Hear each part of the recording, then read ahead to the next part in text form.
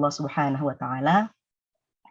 Karena atas limpahan rahmat dan karunia-Nya di bulan yang berkah ini kita diizinkan untuk tetap masih memeluk Islam, memiliki iman, dan alhamdulillah diberikan keluangan dan kesempatan untuk sama-sama boleh dibilang kita melingkar secara virtual untuk belajar bersama-sama, dan semoga ini menjadi salah satu taman-taman surga yang akan mengikat kita menjadi amalan-amalan baik kita nanti sehingga kita mendapatkan surganya Allah. Amin Allahumma amin. Sholawat serta salam tidak lupa tercurah limpahkan kepada junjungan kita Nabi Allah Muhammad Sallallahu Alaihi Wasallam, dan semoga kita adalah orang-orang yang tetap istiqomah di jalannya dan sehingga nanti di yaumul akhir nanti mendapatkan syafaatnya. Amin Allahumma amin. Baik, alhamdulillahirabbil alamin, kita sudah memiliki pemateri kita di sini. Dev Patra sudah hadir di sini, alhamdulillahirabbil alamin, dan beberapa teman-teman kemudian nanti insya Allah akan menyusul secara progresif insya Allah untuk hadir dan menimba ilmu bersama kita. Baik, saya Irna Kartina yang akan memandu nanti acara Tamara kelas 7 edisi spesial Ramadan dengan judul keluarga cerdas finansial seperti itu. Nanti insya Allah 1 jam ke depan kita akan memiliki acara. Izinkan saya menyampaikan susunan acaranya. Yang pertama adalah pembukaan, kemudian setelah itu nanti akan pembacaan tilawah, kemudian nanti ada sedikit informasi yang sangat penting dan menarik untuk pengiriman dan jasa pengiriman yang ada di Taiwan dan di Indonesia. Kemudian setelah itu acara inti yaitu pemateri, kemudian dilanjutkan dengan diskusi. Setelah diskusi nanti kita kembali akan mendengarkan informasi yang menarik seperti itu dan ada sesi foto serta penutup. Nah, tidak berlama-lama lagi, mari kita beranjak ke acara yang pertama, yaitu pembukaan, agar keberkahan menaungi acara-acara kita dan agar ampunan Allah juga menaungi kita pada hari ini. Mari kita buka acara kita dengan sama-sama melafazkan basmalah. Bismillahirrahmanirrahim. Baik, selanjutnya insya Allah kita akan mendengarkan lantunan tilawah Al-Quran yang akan disampaikan oleh Mas Fatin Muhammad. Assalamualaikum Mas Fatin Muhammad, apakah sudah di room? Sepertinya sudah ini. Mbak atau Bu ya? Mbak. Boleh. Ya. Oke, baik. Mas Fatin Muhammad sudah siap? Oke. Insya Allah. Oke. Kameranya sudah dibuka atau memang tidak terbuka ini kameranya? Sudah saya buka. Oh, sudah dibuka tapi tidak terlihat ya Mas Fatin Muhammadnya ya. Ini kalau di saya sih belum terlihat. Oh ya, ini tadi juga error nih. Nah, atau saya perlu logout dulu baru masuk? Oh, nggak apa-apa. Ini bisa langsung saja insya Allah. Oke, baik. Acara yang berikutnya yaitu adalah pembacaan tilawah yang akan disampaikan oleh Mas Fatin Muhammad. Waktu dan layar kami persilahkan Mas Fatin. Baik, Mbak Irna, terima kasih. Assalamualaikum warahmatullahi wabarakatuh. Waalaikumsalam warahmatullahi wabarakatuh. Bismillahirrahmanirrahim.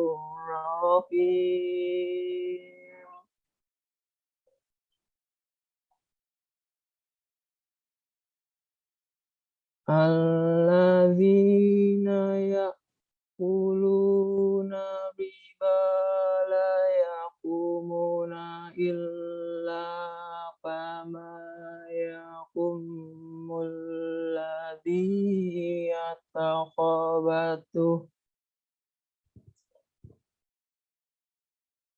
yatakhabatuhu syaitanu minal mas. Dzalika bi annahum qalu innamal bai'u mislu riba wa akhalallahul bai'a wa harramar riba.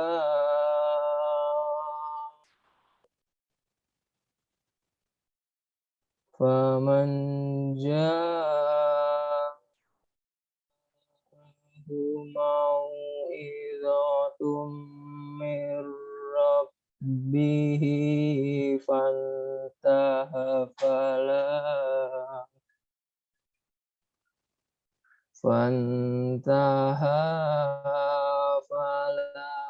ma salafa wa amruhu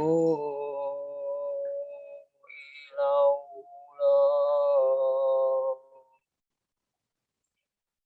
wa man ada fa'ulaika ashabun narihum fiha khalidun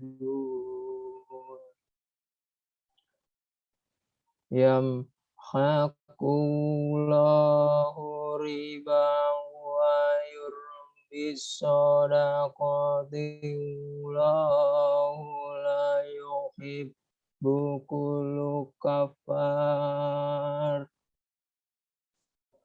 wallahu la yuhibbul kulla kafarin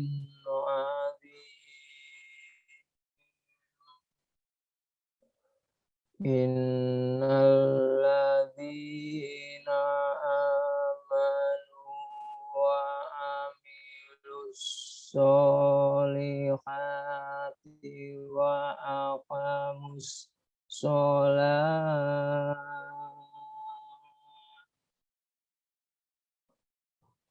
wa aqamus sholata wa atuz zakata lahum ajruhum inda rabbihim wala khaufun alaihim wala hum yahzanun ya ayyuhalladzina amanu taqullaha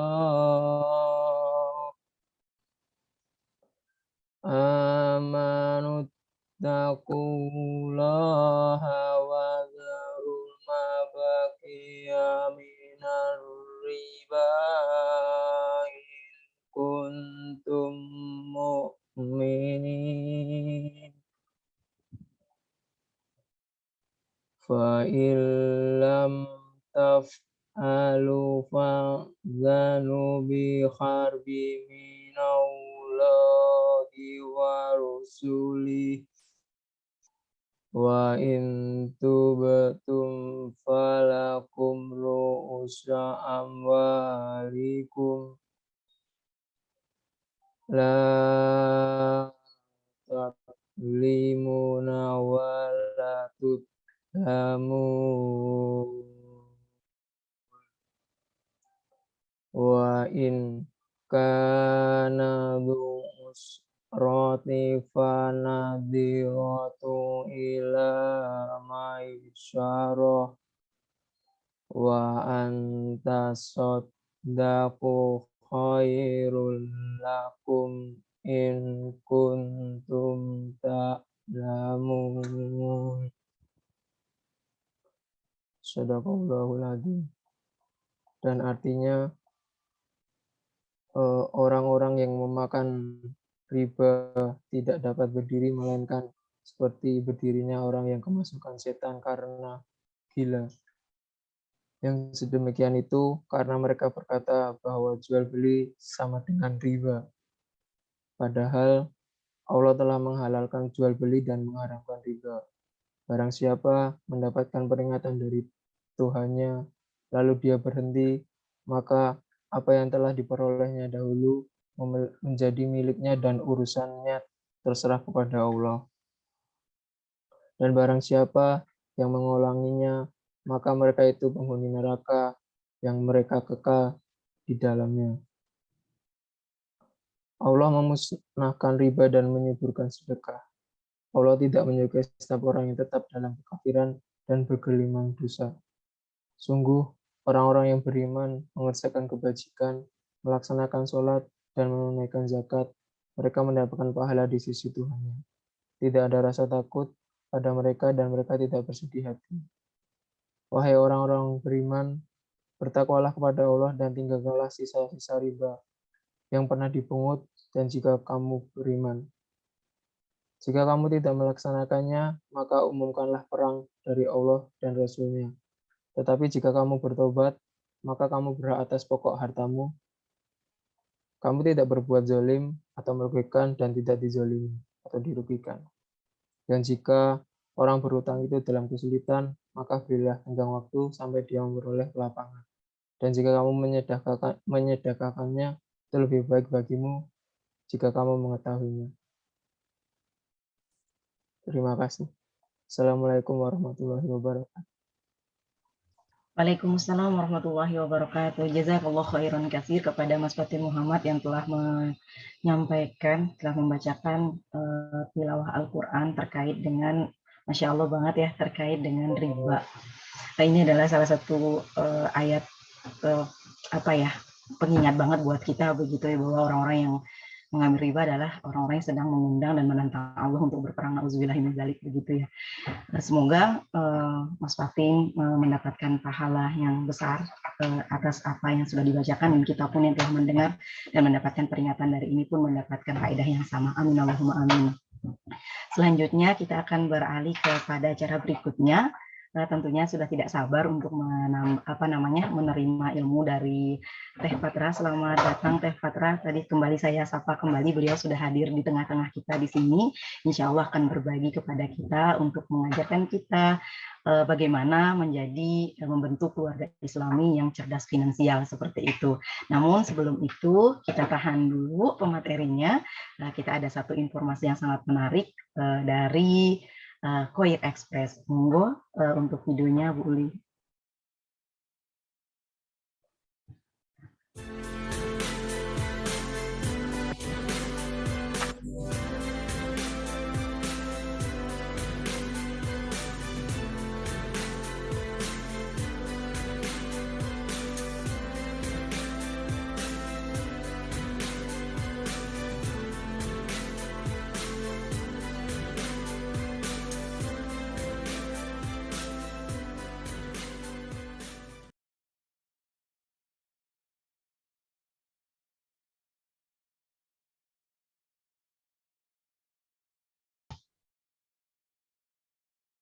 Oke, baik, buat teman-teman yang sudah lama nih tinggal di Taiwan atau mungkin yang baru datang dari Indonesia tapi sudah rindu ya sama Indonesia begitu, sudah rindu dengan makanan, minuman dan snack dari Indonesia begitu, atau bagi teman-teman yang mau ngirim apapun, alhamdulillah ini ada Choir Express dan insya Allah harga yang ditawarkan dihitung per kilogram ya teman-teman.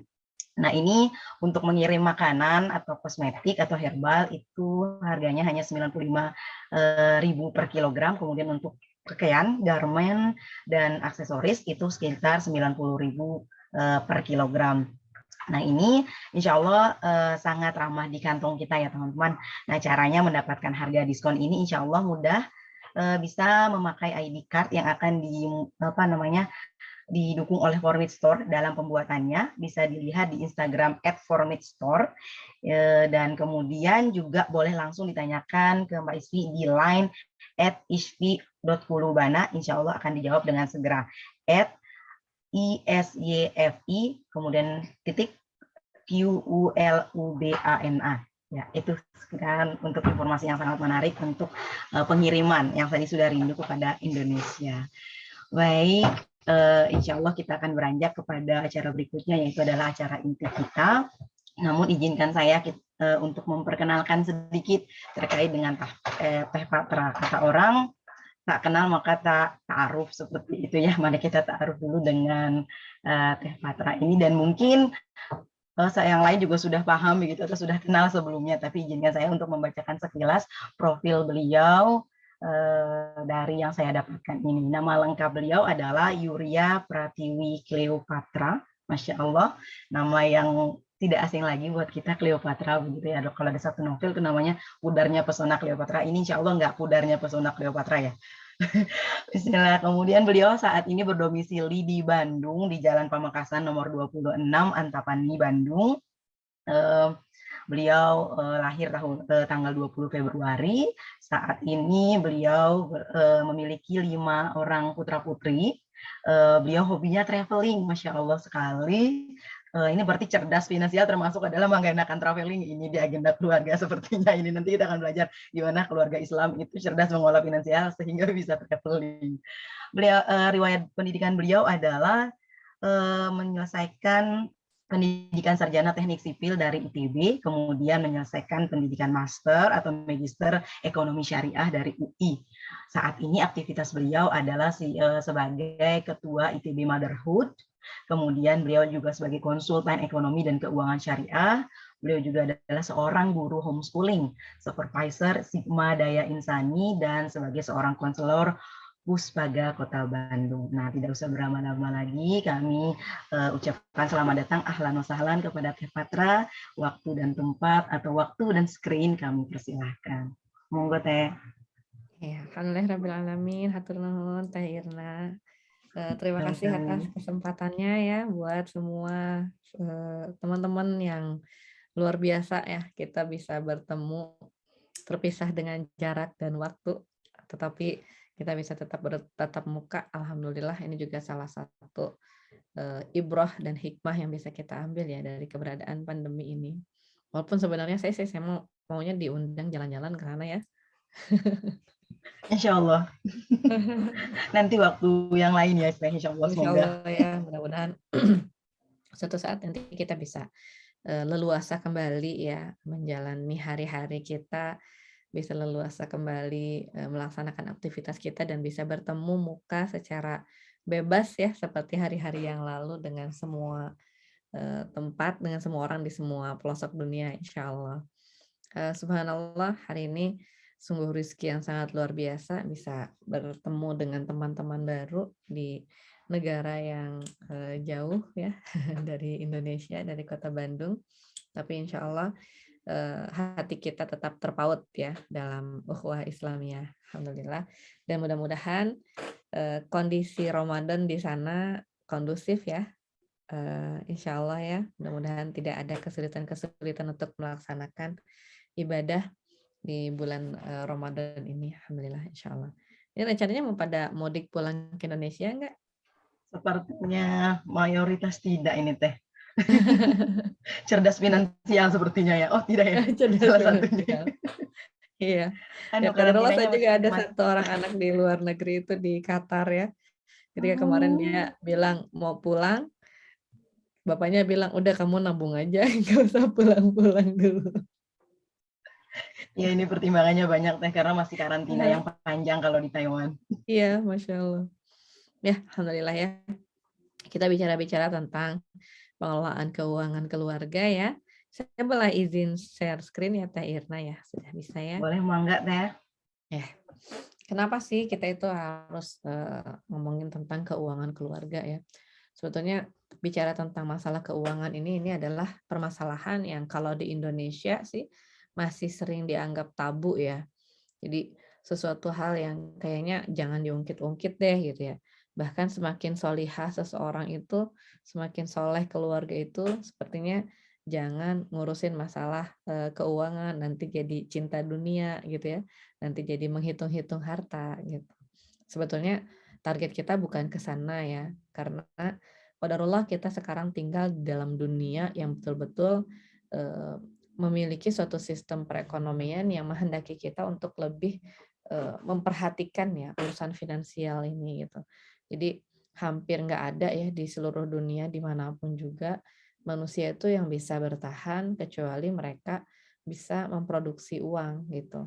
Jadi walaupun misalnya kita punya nih cita-cita ingin hidup zero money gitu ya, ingin hidup tanpa uang, cashless, tapi cashless beneran ya, bukan cashless tapi ada uangnya di kartu, ada uangnya di HP gitu ya, ada uangnya di rekening bank.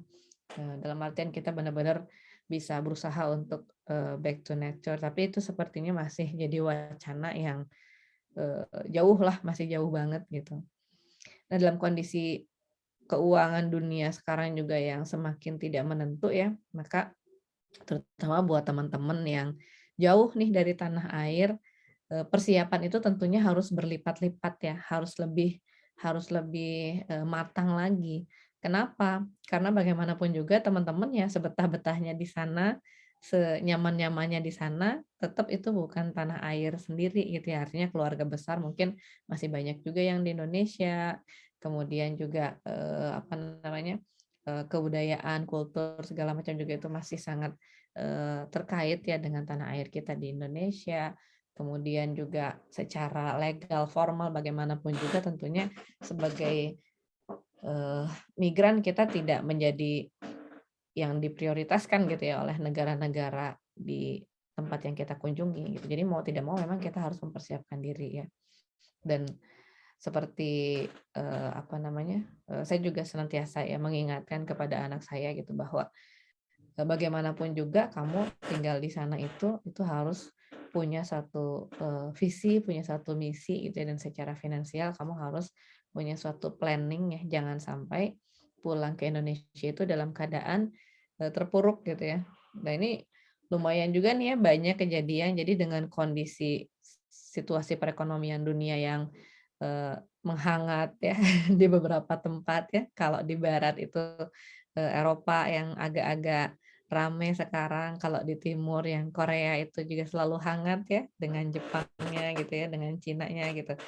Kemudian juga perubahan apa namanya konstelasi dunia karena politik dan ekonomi ya, yang disebabkan oleh pandemi ya. Ini juga menyebabkan banyak saudara-saudara kita tuh yang harus mempersiapkan diri ya kalau misalnya tiba-tiba harus pulang ke Indonesia, tiba-tiba harus mengubah ya strategi gitu ya yang tadinya rencananya begini terus tiba-tiba harus berubah. Ini kita harus mempersiapkan diri. Makanya kenapa kita ngomongin tentang keuangan keluarga itu pada hakikatnya karena kita ingin mengikuti apa yang diperintahkan oleh Allah Subhanahu wa taala ya di Quran surat Al-Hasyr ayat ke-18 ini ya.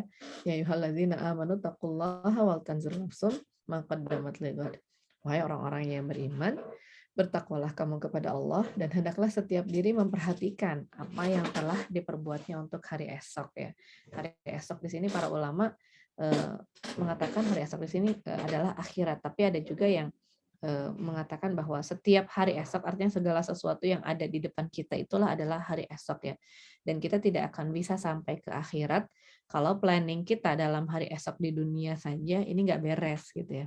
Jadi nggak bisa kita itu sampai sukses di akhirat kalau di dunia ini kita tidak bisa melaksanakan amanah-amanah kita, tidak bisa mengoptimalkan potensi-potensi yang Allah titipkan kepada kita, tidak bisa mempertanggungjawabkan ya segala sesuatu yang Allah berikan kepada kita, nggak mungkin kita tuh bisa kembali kepada Allah itu dengan situasi dan kondisi yang sesuai dengan apa yang diharapkan gitu ya. Nah ini makanya kita perhatikan semuanya. Jadi kita memperhatikan dunia kita ini dalam rangka kita memperhatikan akhirat kita gitu ya, insya Allah ya. Nah, kemudian sini juga Allah mengatakan ittaqullah ya wattaqullah, sesungguhnya Allah Maha mengetahui apa yang kamu kerjakan. Jadi kita berusaha untuk memperbaiki planning kita khususnya juga dalam masalah finansial dalam rangka mengamankan kehidupan kita ya sebisa-bisanya sebagai salah satu bentuk ikhtiar kita dan kita berusaha supaya apa yang kita persiapkan ini akan sejalan dengan apa yang disyariatkan oleh Allah Subhanahu wa taala ya.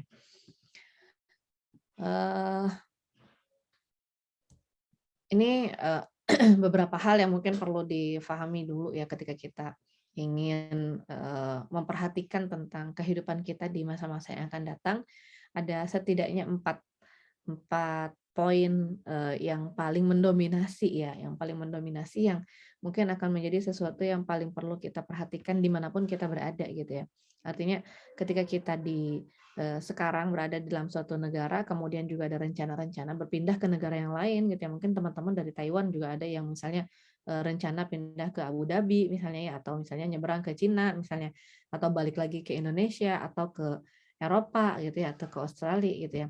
Maka hal-hal yang kita perlu pahami gitu ya, yang harus kita persiapkan ini adalah pengetahuan kita tentang konsumsi ya. Jadi kita mesti bisa mempersiapkan sebuah skill tertentu gitu supaya kita ini bisa punya efektivitas dan punya produktivitas di bidang konsumsi ya. Yang paling menantang itu kan masalah makanan dulu ya. Kita pergi ke daerah-daerah yang berbeda-beda, apalagi yang minoritas Islamnya ya, tentunya menjadi akan menantang sekali ketika kita mencari makanan-makanan yang halal, yang sesuai dengan apa yang kita pahami gitu ya, yang sesuai dengan apa yang bisa kita makan itu. Jadi ini kita perlu punya skill tertentu untuk bisa mengolah makanan, untuk bisa memperhatikan sumber-sumber makanan gitu ya, untuk mencari pasar-pasar yang bisa memberikan kepada kita jaminan apa namanya, ketersuplaian ya, ketersuplaian konsumsi gitu ya, supaya dimanapun kita berada kita tidak kesulitan ya dalam masalah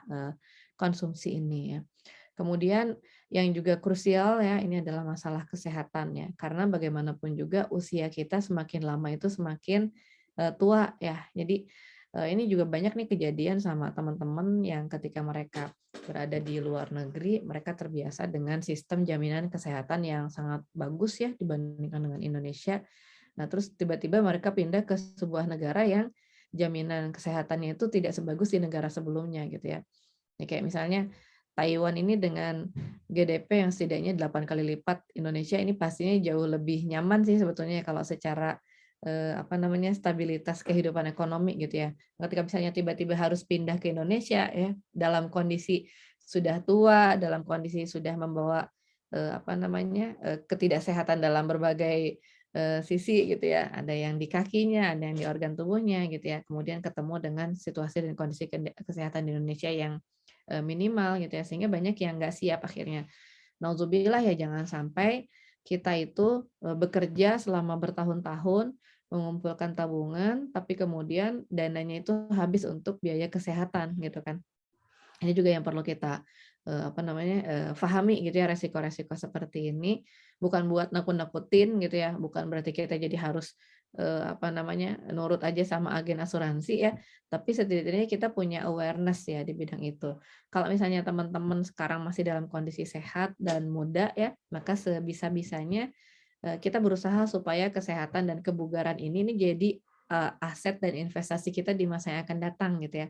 Mendingan sekarang kita misalnya ngeluarin dana lebih misalnya untuk kebutuhan berolahraga, misalnya untuk kebutuhan menjaga pola-pola makan yang sehat gitu ya, dibandingkan kalau kita harus mengeluarkan dana yang besar untuk mengurus kesehatan di masa-masa yang masa-masa yang akan datang. Nah, kemudian urusan pendidikan ya. Pendidikan ini masih jadi apa namanya, masih jadi resiko yang sangat luar biasa hampir di seluruh belahan dunia ya. Jadi kayak di negara-negara Amerika ya, biaya pendidikan itu kan sangat luar biasa tinggi ya, bahkan sangat terkenal negara-negara seperti Inggris, seperti Amerika itu adalah negara-negara dengan kondisi mahasiswanya itu memiliki student loan yang sangat tinggi gitu ya. Jadi apa namanya, mereka harus membayar hutang kepada bank untuk pembiayaan sekolah-sekolahnya, sehingga ketika mereka bekerja walaupun punya gaji di atas rata-rata ya, tetap aja gajinya itu dipakai untuk balikin duit ketika mereka masih kuliah dulu gitu ya. Nah, di Indonesia sendiri juga pendidikan itu ngambil porsi yang sangat luar biasa mahal ya. Jadi buat ukuran orang Indonesia yang UMR-nya itu cuma 4 juta sebulan, itu biaya pendidikan satu anak itu ada yang bisa sampai 3 sampai 5 juta per bulan gitu ya. Jadi kebayang kalau yang anaknya 5 kayak saya itu ya, itu udah pasti keteteran aja kalau kita harus mengandalkan pendidikan yang seperti itu gitu ya. Tapi ketika kita berharap untuk bisa mendapatkan pendidikan yang gratis di Indonesia, kita juga tahu bahwa kualitasnya itu belum setara dengan pendidikan internasional. Jadi di sini ada si malakama gitu ya. Ini juga sempat kejadian ketika kemarin ada teman pulang dari luar negeri, dia nyari sekolah yang sesuai dengan standar dia di luar negeri gitu ya, tapi ternyata biayanya kan luar biasa ya. Itu cuma tahan 1 tahun doang gitu ya. Karena kan ketika dia pulang ke sini, penghasilannya udah bukan lagi penghasilan luar negeri gitu ya. Akhirnya dia cuma tahan 1 tahun doang, tahun berikutnya anaknya terpaksa keluar dan pindah ke sekolah yang murah gitu kan. Dan ini jadi sesuatu yang sangat disayangkan karena dana yang akhirnya dia udah keluarin di sekolah itu selama 1 tahun ya bisa dibilang hangus kan gitu, jadi nggak bisa kepake lagi. Tapi ya emang si malakama diterusin duitnya nggak ada ya, di apa namanya, nggak diterusin ya jadinya kayak gitu ya, hangus juga gitu. Nah ini kemudian resiko-resiko finansial lainnya ya, kita juga paham bahwa apa namanya, semakin kita senior ya, kita nih semakin mudah digantikan gitu oleh anak-anak kita gitu ya. Mungkin beberapa tahun lagi kita akan sudah bersaing tuh bukan sama adik-adik angkatan ya. Kalau kayak suami saya, dia itu apa namanya, usahakan di bidang IT ya, usaha di bidang IT. Sekarang anak-anaknya juga bekerja di bidang IT gitu. Jadi udah saling bersaing aja lah itu bapak sama anak itu gitu ya. Dan bagaimanapun juga bidang-bidang seperti itu sangat membutuhkan updating ya setiap tahun gitu. Jadi cepat banget ya berubahnya teknologi-teknologi itu, sehingga kalau misalnya kita nggak mau mengikuti perkembangan zaman, ya pastinya kita akan cepat sekali ya tergantikan oleh anak-anak yang jauh lebih muda gitu ya. Jadi mereka lebih muda, lebih apa namanya, lebih update dengan segala macam teknologi, lebih paham dengan segala kebutuhan-kebutuhan masa kini gitu ya, dan lebih bisa menyesuaikan gitu dengan apa yang dibutuhkan oleh manusia-manusia zaman sekarang gitu. Jadi secara digital itu luar biasa sekali ya, kita butuh percepatan dalam pembelajaran. Jadi kasihan nih yang udah bapaknya ini ya, yang udah seumur suami saya ini harus terseok-seok terus mengejar-ngejar ketinggalan gitu ya, dibandingkan dengan anak-anak muda itu. Karena memang ya kondisinya seperti itu dan hampir di semua bidang juga seperti itu ya. Teman-teman misalnya yang bergerak di bidang fashion ya, mereka udah merintis bisnisnya itu selama puluhan tahun gitu ya. Tiba-tiba habis gara-gara anak-anak muda yang jago-jago nih di bidang desain grafis ya. Kan kalau teman-teman tuh masih ngedesain pakai tangan kan gitu ya. Yang anak-anak muda ini pakai komputer mereka bisa bikin desain sekian sekian sekian dalam jangka waktu cepat, udah gitu bisa cari investor dari negara-negara lain, kemudian juga bisa berjualan secara online gitu ya. Pokoknya apa namanya, teman-teman yang udah berpuluh-puluh tahun merintis bisnis dengan tradisional itu ternyata akhirnya nggak bisa bertahan juga. Teman-teman yang usaha makanan pun juga seperti itu gitu ya, yang tadinya mereka mengandalkan gaya-gaya tradisional untuk berjualan makanan, itu ternyata mudah sekali tergantikan dengan franchise gitu ya, dengan model-model makanan-makanan masa kini gitu ya. Kalau di Indonesia kayak misalnya lagi tren drama Korea gitu ya, yang tadinya jualan biasa ya, jualan tradisional abang-abang segala macam, sekarang kan tergantikan dengan street food-nya Korean gitu ya, Korean street food, Chinese street food segala macam. Jadi emang kita perlu apa, perlu benar-benar bisa ngikutin perkembangan zaman gitu, karena ini terkait dengan masalah finansial kita. Dan yang apa namanya, yang juga harus kita perhatikan adalah bahwa ketika masa produktivitas kita itu sudah katakanlah dianggap selesai ya, kalau di Indonesia itu kan pensiun itu di usia 55 tahun ya. Sementara tingkat hidup apa namanya, tingkat harapan hidup kita itu masih sampai 75 tahun gitu ya. Bahkan kalau di negara-negara Asia Timur tuh bisa sampai 80 sampai 85 tahun. Berarti kan ada gap ya, selama 30 tahun ini kita ini termasuk orang yang tidak produktif gitu ya, sulit untuk mendapatkan penghasilan, tapi tetap harus bertahan hidup kan gitu ya. Jadi ini suatu hal yang kita harus apa, bisa persiapkan juga gitu ya di masa depan kita gitu. Strategi-strategi ketika kita harus pensiun, jangan sampai kita sampai apa, menyusahkan ya, menyusahkan orang-orang yang ada di sekitar kita gitu ya. Kita nggak ingin misalnya anak-anak kita terjebak dalam kondisi mereka menjadi sandwich generation yang nggak bisa maju gara-gara harus ketahan terus sama orang tuanya gitu ya, yang membutuhkan mereka gitu. Jadi ini yang kita perlu untuk coba pahami ya. Nah, makanya kenapa Islam sendiri ya sangat memiliki perhatian terhadap urusan perekonomian ya. Bahkan ada satu ayat di dalam Al-Qur'an ini itu yang paling panjang ya, satu halaman penuh kalau di Quran di Mushaf Madinah itu, Quran surat Al-Baqarah ayat 282 itu terkait dengan perekonomian ya. Jadi terkait dengan hutang piutang, terkait dengan apa namanya, perjanjian transaksi perekonomian gitu ya. Artinya di sini Allah Subhanahu wa taala menjadikan masalah perekonomian bagi umat Islam ini sebagai sesuatu hal yang harus diperhatikan. Jadi Islam itu bukan cuman agama yang ngurusin masalah ritual-ritual aja, bukan cuman ngurusin sholat dan puasa aja gitu ya, tapi lebih dari itu seperti yang tadi disampaikan bahwa bagaimanapun juga kesuksesan kita hidup di akhirat itu tergantung pada kesuksesan kita hidup di dunia gitu. Jadi kita harus bisa menjamin kehidupan kita di dunia ini baik supaya kita punya bekal yang cukup gitu ya untuk bisa hidup di akhirat. Kenapa misalnya seperti apa namanya? Para ulama tuh suka mengatakan bahwa manusia itu ya seharusnya kalau berusia sudah masuk ke usia 40 tahun itu sudah harus bisa menambah kualitas dan kuantitas ibadahnya gitu ya. Kalau sudah masuk ke usia 40 tahun, seharusnya manusia ini sudah mulai banyak memikirkan urusan-urusan akhiratnya gitu kan. Tapi kalau misalnya urusan dunianya aja nggak beres ya, kapan kita sempat ibadah gitu ya. Seperti tadi misalnya udah 55 tahun, kita nggak punya tabungan gitu ya, yang harusnya kita udah bisa memperbanyak tilawah, memperbanyak ibadah dan bakti kepada masyarakat, kita masih harus struggle dalam mencari penghidupan sehari-hari gitu ya. Ini akhirnya membuat kita jadi nggak sempat gitu memperhatikan akhirat kita kan gitu ya. Nah ini yang kita berusaha untuk perbaiki ya. Dan bahwa di dalam Islam yang namanya harta itu adalah milik Allah Subhanahu wa taala. Kita memperhatikan harta kita itu dalam rangka kita bertanggung jawab terhadap apa yang dititipkan oleh Allah Subhanahu wa taala kepada kita ya.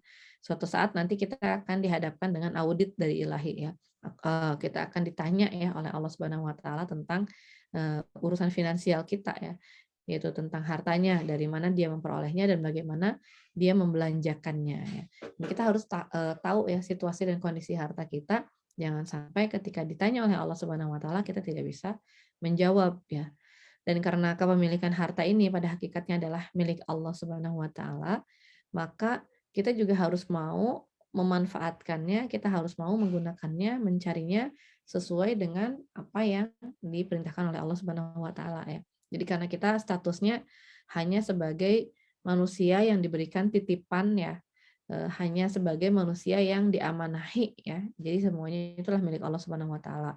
Maka apapun yang kita lakukan itu tentunya harus sesuai dengan yang menitipkan gitu ya, dengan keinginan yang menitipkannya yaitu Allah Subhanahu wa taala. Makanya kalau Allah bilang haram, ya sudah kita tidak melakukannya. Kalau Allah bilang mubah ya, Allah bilang boleh, maka kita bisa melakukannya gitu ya. Jadi enggak melihatnya dengan hawa nafsu kita gitu ya. Kita enggak menghitung-hitung itu dengan keinginan kita, dengan takaran kita, dengan logika kita. Kita enggak mikir bahwa sesuatu itu menguntungkan atau tidak sesuai dengan hitungan-hitungan kita manusiawi ya, tapi kita lihat dulu secara syariat yang menguntungkan itu apakah sesuai dengan syariat atau enggak gitu. Kalau misalnya ternyata tidak sesuai dengan syariat ya, walaupun itu akan sangat menguntungkan kita gitu, maka kita tidak boleh mengambil opsi tersebut ya. Nah, bicara tentang pengelolaan keuangan keluarga, ya, kita harus bisa memperhatikan berapa sih sebetulnya atau seperti apa sih sebetulnya posisi finansial kita saat ini ya. Jadi kita harus bisa memperhatikan sebetulnya profil keuangan kita secara secara general itu seperti apa ya. Nah, kita bisa membandingkan antara aset-aset atau harta yang kita miliki saat ini dibandingkan dengan kewajiban-kewajiban kita ya.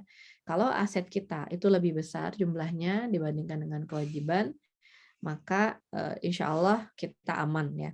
Berarti ada surplus ya. Kalau ternyata asetnya itu lebih kecil sama ya dengan kewajibannya, maka kita harus sangat berhati-hati ya. Karena terjadi saja kesalahan sedikit dalam manuver keuangan itu akan menyebabkan aset kita lebih kecil daripada kewajibannya ya. Nah, kalau sudah aset ini lebih kecil daripada hutang-hutang yang harus dibayar, aset kita lebih kecil daripada kewajiban-kewajiban yang harus ditunaikan, maka sudah bisa dipastikan kehidupan kita ini akan sulit ya. Dan kalau sudah seperti ini banyak yang akhirnya jadi menyusahkan orang lain gitu ya. Banyak yang akhirnya jadi mengharapkan belas kasihan dari orang lain gitu karena situasi dan kondisinya tidak bisa tidak bisa diperbaiki dalam jangka waktu yang singkat gitu ya. Bahkan kadang-kadang ketika misalnya terkait dengan kewajiban-kewajiban yang harus segera dibayar, sementara cara membayarnya itu tidak ada, akhirnya harus dibayar dengan penjara gitu ya. Jadi nggak bisa bayar hutang, akhirnya dipidanakan ya. dan harus ditebus dengan tadi itu gitu ya, menjalankan beberapa tahun di dalam penjara, naudzubillah min dzalik ya. Makanya kita jangan sampai seperti itu. Nah, kalau kita mau menghitung harta kita ya, nanti kita akan bisa gabungkan berapa jumlah harta kita seluruhnya yang terdiri dari komponen-komponen uang ya, kas dan setara kas ya. Ini teman-teman bisa nanti hitung punya kas berapa ya, yang ada di rekening Taiwan berapa, yang ada di rekening tanah air berapa gitu ya, yang ada dalam rekening dolar berapa gitu ya. Kemudian nanti dihitung kalau misalnya punya kendaraan, punya properti ya, dihitung berapa jumlahnya ya, berapa jumlah appraisalnya atau nilai harga pasarnya gitu ya. Jadi bukan harga beli tapi harga pasarnya saat ini ya. Kalau misalnya apa namanya, harga belinya ternyata jatuh ya berarti nilai hartanya itu juga menjadi berkurang. Kemudian investasi lainnya ya yang bisa dihitung sebagai harta, misalnya kalau teman-teman punya tabungan emas ya, punya tabungan emas atau punya investasi saham atau reksadana atau investasi-investasi lain, nah ini nanti bisa digabungkan, kemudian dihitung jumlahnya, kemudian dibandingkan dengan kewajiban-kewajibannya tadi ya. Ada kewajiban jangka pendek ya, kalau jangka pendek itu biasanya terkait dengan kewajiban-kewajiban yang jatuh tempo kurang dari 1 tahun ya. Kayak misalnya kalau di Indonesia, teman-teman suka ada arisan ya, nggak tahu kalau udah sampai di sana masih ada arisan apa enggak ya.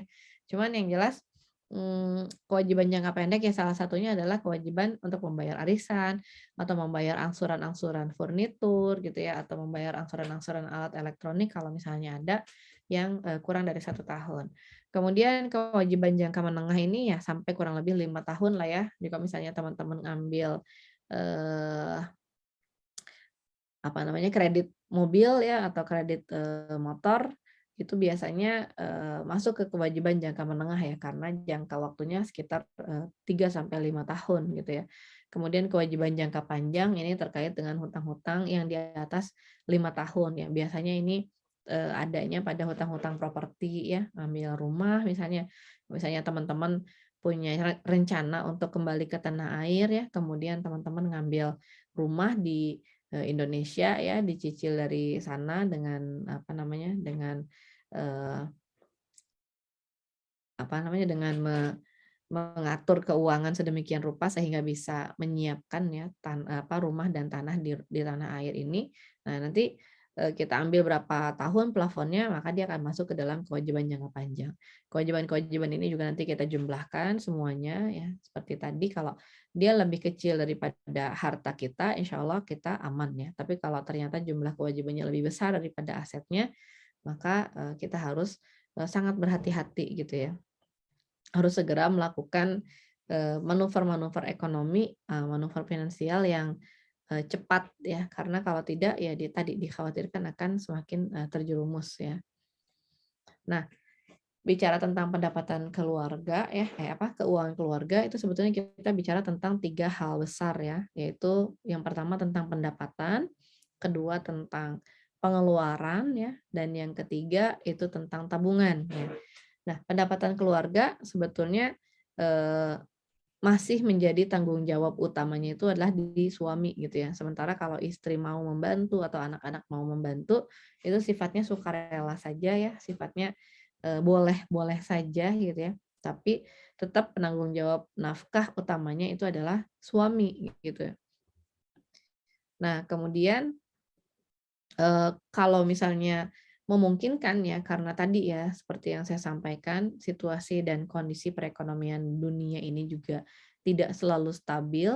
Jadi apa namanya, kemungkinan-kemungkinan PHK gitu ya, kemungkinan-kemungkinan berubahnya konstelasi ekonomi itu akan kadang-kadang cepat sekali terjadi ya, maka kita sebagai apa namanya, sebagai manusia produktif itu harus bisa menyiapkan diri gitu, harus bisa menyiapkan diri dan bisa jeli memanfaatkan potensi-potensi pendapatan yang mungkin bisa kita cari dan bisa kita kumpulkan ya dari berbagai bidang gitu. Jadi meskipun kita punya satu keahlian di apa namanya, satu bidang tertentu, tapi punya cadangan ya, punya cadangan kemampuan untuk berpendapatan di bidang lain, itu juga jadi sesuatu yang sangat direkomendasikan gitu ya. Misalnya kalau teman-teman sebenarnya keahliannya adalah menjadi seorang guru misalnya ya, mendidik anak-anak di sekolah. Nah, bisa jadi di suatu waktu nanti gitu ya, keahlian guru kita ini akan sulit untuk mendapatkan tempat gitu, sehingga kita juga punya cadangan skill lain. Apakah misalnya kita punya cadangan skill bermain alat musik gitu ya, sehingga nanti kita bisa mengajar alat musik, atau misalnya kita punya skill memasak ya, atau kita punya skill-skill bisnis-bisnis yang lain gitu ya. Jadi kalau kita masih punya kesempatan untuk memanfaatkan potensi pendapatan, maka kita carilah ya apa yang bisa kita jadikan sebagai potensi pendapatan. Apalagi teman-teman yang mendapatkan kesempatan ya dari Allah Subhanahu wa taala untuk bisa merasakan ya hidup di suatu negara yang sangat berbeda ya, tentunya bisa juga melihat sumber-sumber perekonomian yang pastinya berbeda dengan apa yang ada di tanah air gitu ya. Kita bisa memanfaatkan itu sebagai sebuah potensi pendapatan, kita juga bisa mencari cara-cara supaya kondisi yang ada ini bisa memudahkan kita untuk menambah tabungan dan pendapatan kita gitu ya. Jadi kita jeli memanfaatkan potensi pendapatan dan juga bisa mengajari anak-anak untuk mandiri ya sejak usia dini gitu ya. Kita ajari anak-anak kita untuk juga sama memanfaatkan potensi-potensi pendapatan apa saja yang bisa mereka manfaatkan di sana.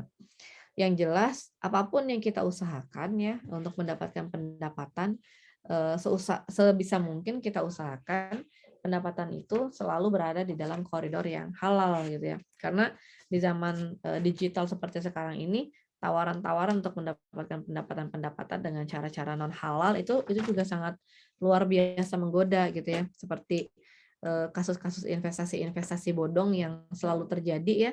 Ini juga banyak terjadi kepada teman-teman yang pulang dari luar negeri gitu ya. Jadi pulang dari luar negeri dia bawa uang tabungannya cukup banyak, kemudian ketemu dengan orang yang menawarkan investasi, ternyata investasinya itu adalah investasi yang nggak jelas gitu ya, sehingga akhirnya dananya habis gitu. Nah ini yang kita harus perhatikan ya, karena orang-orang yang mengincar uang orang lain itu jumlahnya selalu bertambah setiap hari gitu. Jadi kita juga jangan terlalu mudah percaya kepada orang lain.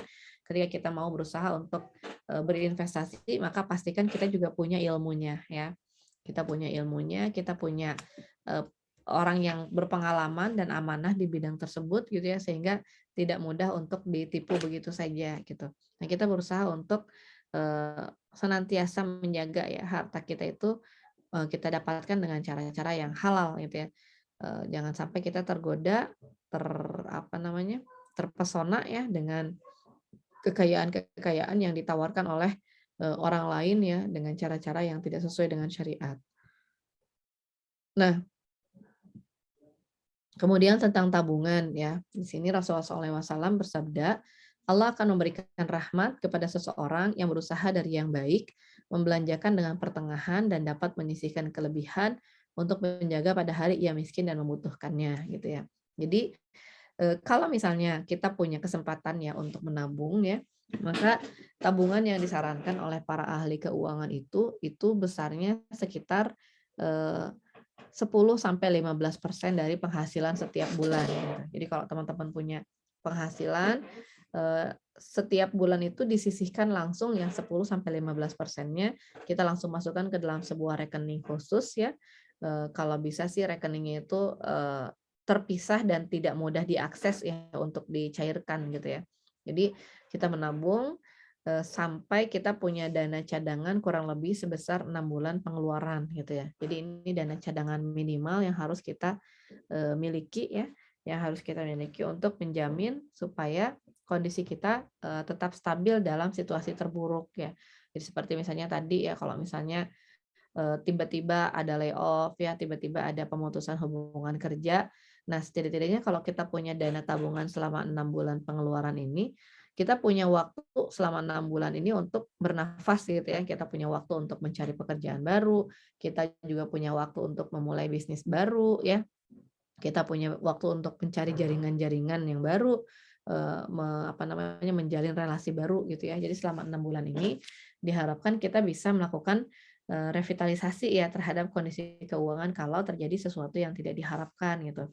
Jadi nggak langsung kaget dan nggak langsung tiba-tiba nggak bisa melakukan segala sesuatu gitu ya, karena kita nggak punya tabungan ya. Jadi selama 6 bulan ini sifatnya dana dana cadangan yang harus dimiliki oleh setiap keluarga. Nah, terkait dengan teman-teman yang berada di luar Indonesia gitu ya, dengan nilai uang yang tentunya jauh lebih besar dibandingkan dengan Indonesia, kita mungkin perlu untuk sedikit mengubah mindset gitu ya. Misalnya ketika kita di sana nganggap ya membeli sesuatu itu harganya murah ya buat di sana gitu ya. Kayak misalnya jadinya receh gitu ya kalau di sana. Nah, kalau dikonversi ke keuangan di Indonesia itu sebetulnya akan jadi worth it banget gitu ya, akan jadi sangat berharga gitu. Dan mungkin akan sangat membantu kita ya untuk bisa bertahan hidup ya, untuk bisa survive di masa-masa ketika kita membutuhkan nanti gitu. Jadi kayak misalnya kita punya dana misalnya ya sekitar 1 dinar ya, kalau 1 dinar itu berarti sekitar 4 gram atau 4 juta rupiah ya. Nah, kalau misalnya di sana 4 juta rupiah itu saya nggak tahu ya, nggak ngerti juga uangnya Taiwan itu seperti apa. Kalau di sana uang 4 juta rupiah itu misalnya cuman biasanya habis untuk dana-dana taktis gitu ya, untuk transportasi misalnya ya, atau untuk delivery order gitu, atau untuk apa saja. Nah, mungkin kita bisa sedikit melakukan penghematan ya, sehingga kita bisa menyimpan dana itu untuk kita persiapan di hari tua nanti gitu ya. Jadi walaupun kita misalnya mikirnya ngapain sih ngumpulin cuma segini gitu ya, tapi kalau kita mau konversi itu ke uang Indonesia itu sebetulnya sangat berharga ya. Kalau misalnya kita mau misalnya ngumpulin tadi aja ya 1 dinar per bulan atau 4 juta rupiah per bulan aja, itu udah bisa kita tuh nyiapin properti ya, kita tuh udah bisa punya tabungan yang cukup banyak ya di Indonesia ketika nanti teman-teman ada rencana untuk pulang ke Indonesia gitu ya. Makanya biasakan kita itu bisa menilai uang itu tidak hanya dari apa yang sekarang kita lakukan gitu ya, yang ada di depan mata kita juga. Tapi kalau misalnya memungkinkan kita juga punya rencana-rencana ke depan itu sehingga kita lebih kebayang ya bahwa uang yang kita anggap sekarang ini biasa-biasa saja, uang yang sekarang ini kita anggap sebagai dana hilang saja itu ternyata bisa kita manfaatkan untuk menjaga situasi dan kondisi ketika nanti kita membutuhkan gitu ya. Nah, jadi ini untuk persediaan dan menabung ya. Mungkin kita juga bisa mulai investasi untuk menabung kebutuhan pendidikan anak-anak kita ketika nanti mereka harus kuliah ke luar negeri dan seterusnya. Dan yang ketiga, kita bicara tentang pembelanjaan dan konsumsi ya. Jadi konsumsi kita ya pada hakikatnya itu hanya dibatasi dengan kebutuhan dan keinginan ya. Jadi ada 2 macam kebutuhan dan keinginan yang kadang-kadang tidak bisa dibedakan gitu ya. Jadi terlalu tipis bedanya antara kebutuhan dan keinginan itu gitu. Nah, sebetulnya kita bisa membedakan kebutuhan keinginan itu kalau kita bisa mengambil waktu sejenak gitu. Jadi jangan belanja kalau kita sedang dalam kondisi buru-buru. Jangan belanja kalau kita itu sedang dalam kondisi lapar ya. Jangan belanja kalau kita itu sedang dalam kondisi merasa terlalu bahagia gitu ya. Jadi kalau bisa sih kita belanja itu dalam kondisi normal-normal aja sehingga kita bisa lebih menilai sesuatu itu dengan lebih jernih gitu ya. Apakah ini termasuk kebutuhan kita atau ini termasuk keinginan kita gitu ya. Nah, keinginan-keinginan kita itu tidak semuanya perlu kita penuhi karena bisa jadi keinginan-keinginan kita ini juga sifatnya sporadis aja ya, cepat hilang lagi gitu ya. Sekarang kita ngerasa ingin, mungkin ketika kita beli barangnya, ternyata sampai di rumah kita udah nggak lagi punya keinginan itu gitu ya. Makanya kita juga harus menjaga supaya kita tidak terbiasa memenuhi semua keinginan sesuka hati gitu. Nah, terkait dengan kebutuhan ya, maka kebutuhan ini kita bisa jadi menjadi 3 jenis. Yang pertama adalah kebutuhan primer, yang kedua adalah kebutuhan sekunder, dan yang ketiga adalah kebutuhan pelengkap ya. Kebutuhan primer ini adalah sesuatu yang harus kita penuhi. Kalau tidak kita penuhi, maka akan mengganggu ya, akan mengganggu kehidupan kita, akan merusak jiwa kita ya, akan merusak akal kita, akan merusak agama kita gitu ya, akan merusak keturunan dan kehormatan kita. Makanya kebutuhan primer ini harus kita penuhi ya. Baru kemudian kita berpikir tentang kebutuhan sekunder. Kebutuhan sekunder ini sifatnya mempermudah supaya hidup kita itu tidak sulit ya. Jadi kayak misalnya kalau kita pingin tahu jam gitu ya, daripada kita bikin jam matahari setiap hari, belum tentu juga mataharinya ada ya. Mungkin membeli jam itu bisa menjadi kebutuhan sekunder kita ya. Kita bisa melihat jam dan memudahkan hidup kita dari kesulitan-kesulitan gitu. Sementara kalau kebutuhan pelengkap ini menambah kebaikan dan kesejahteraan dalam kehidupan manusia gitu ya. Jadi kalau misalnya kita punya jam tangan tadi misalnya ya, maka jam tangan yang punya fitur-fitur yang lebih daripada sekedar melihat waktu saja, itu akan menjadi kebutuhan yang menambah kebaikan dan kesejahteraan. Misalnya jamnya ada fitur tanggalnya misalnya, atau jamnya ada fitur apalagi kalau jam-jam sport itu gitu ya, ada fitur untuk menghitung detak jantungnya gitu ya, atau menghitung langkahnya. Itu akan menjadi kebutuhan yang dapat menambah kebaikan dan kesejahteraan. Di atas itu ya, kita terkait dengan branded ya, dengan merek ya, dengan harga yang mahal, dengan model tertentu, itu sudah menjadi keinginan gitu ya. Jadi kalau kita sudah cukup nih dengan sebuah fitur ya, sebuah fungsi, dan kita bisa membayar kebutuhan itu dengan biaya tertentu, maka ketika kita ingin punya barang yang lebih expert lagi dengan harga berkali-kali lipat dari kebutuhan pelengkap kita, maka itu sebetulnya sudah masuk keinginan yang tidak perlu kita turuti gitu ya. Jadi nggak perlu kita ikuti gitu ya. Kalau misalnya kita cukup dengan barang yang sifatnya second class gitu ya, cukup dengan barang yang sifatnya kelas 2 aja, kita juga nggak perlu memaksakan diri untuk mengikuti tren atau mengikuti model-model terbaru ya, mengikuti merek-merek tertentu seperti yang dilakukan oleh orang-orang yang ada di sekitar kita gitu. Karena biasanya keinginan itu lebih banyak dipengaruhi oleh lingkungan ya. Jadi karena tetangga kita punya ini, kita jadi pengen punya ini. Karena tetangga kita pakai ini, kita jadi pengen pakai itu juga gitu ya. Nah ini yang menjadi sesuatu yang harus kita perhatikan dalam masalah konsumsi ya. Jangan sampai harta kita itu ternyata lebih banyak habis untuk keinginan atau untuk kebutuhan pelengkap dibandingkan dengan kebutuhan primer ya. Karena sebetulnya manusia itu kalau untuk kebutuhan primer itu nggak butuh banyak macam-macam gitu ya.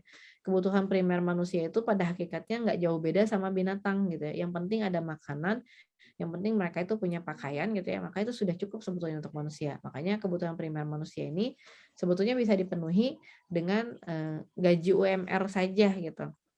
Tapi kalau kita pengen memenuhi kebutuhan sekunder gitu ya, pengen punya motor, pengen punya kendaraan ya, pengen punya rumah yang bagus gitu, atau misalnya kita pengen punya kebutuhan pelengkap ya, kita ingin rumah kita diisi dengan furnitur-furnitur yang nyaman dan seterusnya, maka kebutuhan-kebutuhan ini tentunya akan menyebabkan kita membutuhkan kemampuan untuk menarik finansial dalam jumlah yang jauh lebih besar gitu.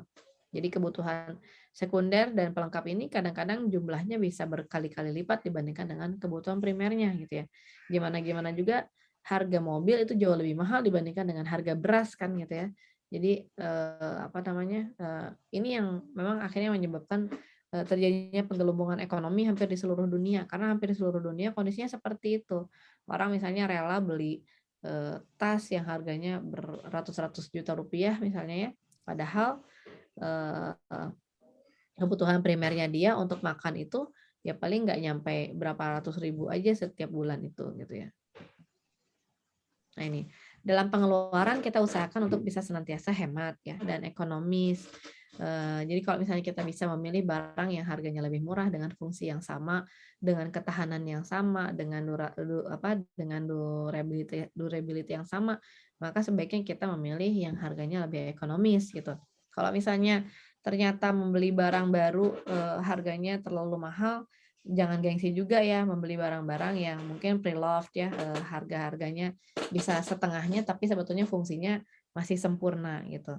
Ini kita bersyukur ya di zaman sekarang dengan adanya teknologi digital ini, kita juga dimudahkan untuk punya barang-barang yang bermutu dengan harga yang murah ya, yang biasanya bekas dipakai oleh orang lain misalnya ya, walaupun bekas tapi kualitasnya itu masih sangat-sangat berguna ya buat kita gitu.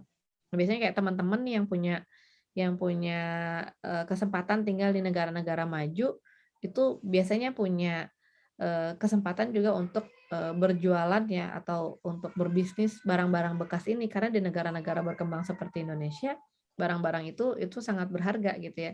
Jadi orang Indonesia tuh biasanya senang-senang banget kalau misalnya teman-teman di sana bisa ngumpulin gitu ya barang-barang bekas yang layak pakai, kemudian di sini dijual gitu ya dan dimanfaatkan gitu. Karena memang tidak semua orang di sini juga bisa membeli barang-barang itu dengan harga barunya ya. Kemudian seimbang antara pendapatan dan pengeluaran yang bermanfaat ya. Jadi jangan sampai besar pasak daripada tiang ya. Kemudian bersikap pertengahan dalam pembelanjaan. Jadi jangan terlalu royal tapi juga jangan terlalu pelit gitu ya. Jangan terlalu membelenggu diri, hemat sehingga kita merasa kesulitan dalam menjalani kehidupan kita ya. Kemudian juga ada kewajiban untuk menafkahi orang tua yang membutuhkan ya. Kalau misalnya teman-teman ada yang masih harus menanggung orang tuanya, maka kita harus bisa menyisihkan sebagian dari penghasilan kita ini untuk menjamin kehidupan orang tua kita di masa tuanya ya. Nah, ini untuk pengeluaran ya, kita bisa membuat rencana budgeting. Biasanya kita buat beberapa jenis ya budgeting ini. Ini kita buat rencana anggaran jangka pendek ya. Biasanya dibuat tiap bulan. Jadi kita punya bayangan setiap bulan ini kita akan mengeluarkan berapa. Kemudian ada juga yang kita buat dalam jangka waktu beberapa bulan ya, terutama buat teman-teman yang memang ada rencana untuk melakukan manuver finansial di waktu beberapa bulan ke depan ya, kayak misalnya bulan April seperti sekarang ya, kalau teman-teman di Indonesia itu sedang siap-siap untuk pertama menyiapkan dana untuk hari raya ya, hari raya untuk mudik gitu ya. Kemudian yang kedua, karena bentar lagi itu masuk ke bulan Juni Juli, itu teman-teman di sini juga sedang mempersiapkan kebutuhan pendidikan anak-anaknya gitu ya. Nah, kalau misalnya ada yang berencana misalnya ya melahirkan di bulan-bulan September atau Oktober, berarti kita perlu membuat planning keuangan itu selama beberapa bulan. Nggak cukup cuman buat bulan April aja gitu ya, tapi kita harus bisa melihat sampai bulan Desember akhir nanti itu kita punya kecukupan dana, kan. Nah, kalau misalnya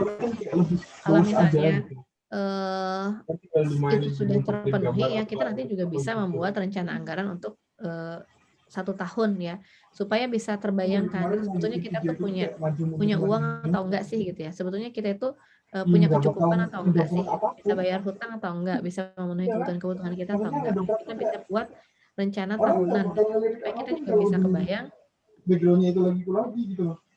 tahun ini kita bakalan surplus atau akan defisit gitu ya. Tahun ini kita akan punya tabungan atau kita harus justru menghabiskan tabungan kita untuk hal-hal tertentu gitu ya. Nah, nanti kita juga bisa membuat rencana anggaran selama beberapa tahun. Ini khususnya buat teman-teman yang punya rencana lebih detail ya di beberapa tahun. Kayak misalnya tadi teman-teman ada yang punya rencana pindah ya dari Taiwan ke negara-negara lain, apakah pulang ke tanah air, atau buat teman-teman yang punya rencana, saya mau bekerja cuma sampai tahun 2022 aja gitu ya. Di tahun 2023 saya akan bisnis sendiri misalnya ya, atau ada rencana pindah perusahaan di tahun 2024. Nah, ini kita perlu bikin rencana pengeluaran beberapa tahun ya, supaya kita bisa lebih punya bayangan bahwa di tahun-tahun ini ketika kita membutuhkan dana yang cukup besar, dana itu sudah tersedia gitu ya. Termasuk juga kalau misalnya teman-teman punya rencana untuk naik haji gitu ya, atau rencana untuk menyekolahkan anak-anak di luar negeri dan seterusnya. Ini juga kita perlu rincian pengeluaran atau rincian anggaran yang sifatnya lebih panjang gitu ya. Ini pembagian pos keuangan. Nah, ini yang terakhir tentang investasi dan pengembangan harta ya. Jadi pengembangan harta ini pada hakikatnya ini kita perlukan supaya tadi ya bisa menjaga dan memberikan keleluasaan ketika kita memasuki hari tua nanti, ketika kita sudah tidak produktif tapi ternyata kita masih butuh ya banyak dana untuk membiayai anak-anak kita. Kita juga butuh investasi itu untuk menghindari penimbunan-penimbunan. Jadi buat teman-teman yang punya tabungan, lebih baik dananya itu sebagian diinvestasikan. Karena tabungan-tabungan yang sifatnya uang itu biasanya akan tergilas inflasi ya. Jadi nilainya akan berkurang seiring dengan waktu gitu ya. Nah, investasi ini juga tadi harus sesuai dengan cara-cara yang disyariatkan oleh Allah Subhanahu wa taala. Dan yang dipastikan punya ilmunya dulu ya sebelum praktek gitu ya. Karena tadi setiap orang yang punya uang itu udah banyak yang ngincer gitu kan, sehingga mereka mungkin akan menawarkan bermacam-macam investasi. Nah, sebelum kita bisa memulai satu investasi, maka kita pastikan dulu kita tahu ilmunya, kita cari dulu para pelakunya, kemudian kita mencari second opinion dari orang-orang lain gitu ya, supaya kita tidak terjebak dalam perilaku investasi yang salah gitu. Ini ada beberapa jenis investasi yang bisa dilakukan ya. Yang pertama, investasi yang sifatnya menyimpan nilai dan cukup aman ya. Ini adalah investasi emas ya. Jadi emas ini kita bisa beli emas-emas batangan ya, apa namanya, koin-koin dinar, terus juga bisa berbentuk emas-emas perhiasan gitu ya. Dan insya Allah ini akan sangat bermanfaat ketika nanti kita butuh dana, karena emas ini bisa dicairkan dengan cukup mudah ya, tapi punya harga yang cukup bagus juga gitu ya. Jadi rata-rata kalau kita jual emas itu, katakanlah kita misalnya butuh uang cepat pun ya, itu harganya nggak terlalu jatuh ya. Sementara kalau properti, kita tahu bahwa properti ini adalah salah satu jenis investasi yang memberikan tingkat return yang cukup tinggi ya. Jadi kalau kita nabung dalam bentuk properti sekarang ya, seperti yang tadi saya sampaikan, kalau teman-teman punya dana buat nyicil properti di sini, sekarang misalnya ngambil dana, ambil properti yang harganya 1,5 atau 2 miliar gitu ya, maka insya Allah ketika teman-teman pulang dari Taiwan ke Indonesia nanti, nilai harga propertinya mungkin sudah sampai 10 miliar atau lebih gitu. Jadi investasi properti ini biasanya direkomendasikan untuk investasi jangka panjang ya. Termasuk juga misalnya kalau teman-teman punya anak perempuan yang sekarang masih SD, nah investasi properti ini bisa kita manfaatkan untuk misalnya biaya kuliah mereka nanti atau biaya menikah mereka nanti gitu ya. Karena kalau disimpan dalam bentuk uang biasanya dana itu tidak bertahan ya, tidak bertahan lama. Pertama karena nilainya berkurang, kedua karena uang itu terlalu menggoda untuk dihabiskan gitu ya. Jadi terlalu mudah orang itu untuk mengeluarkan uang ketika uang itu ada gitu. Jadi mendingan ditaruh di properti ya kalau kita butuh investasi lebih dari 10 tahun. Kemudian investasi saham dan valuta asing ya.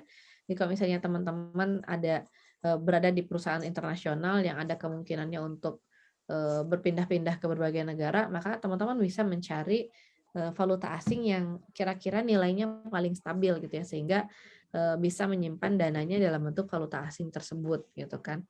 Nah, membeli saham pun juga menjadi sesuatu hal yang sangat direkomendasikan gitu, karena dengan membeli saham artinya kita bisa memutar perekonomian di masyarakat gitu. Yang tidak diperbolehkan adalah jual beli saham yang mengandung unsur perjudian atau spekulasi gitu ya. Jadi ngambil saham yang beli sekarang ketika harganya lagi murah, kemudian nanti ketika harganya mahal terus dilepas ya, terus nanti pas murah lagi beli lagi, terus nanti pas mahal lagi dilepas lagi. Nah, ini yang tidak diperbolehkan. Jadi kalau kita membeli saham dalam artian untuk investasi jangka panjang ya itu tidak masalah ya. Tapi kalau untuk jual beli dalam waktu spot ya, dalam waktu dekat atau waktu pendek, maka itu tidak diperbolehkan. Nah, ini ya dinar dan logam mulia ini bisa menjadi alternatif penyimpan nilai yang cukup baik ya, yang nilainya insya Allah akan selalu sesuai dengan perkembangan zaman ya. Mungkin itu dulu sih ya yang bisa saya sampaikan. Saya kembalikan dulu kepada Teh Irna ya, kepada Teh Irna. Mungkin nanti kita bisa perdalam lagi dalam diskusi ya Teh Irna. Iya.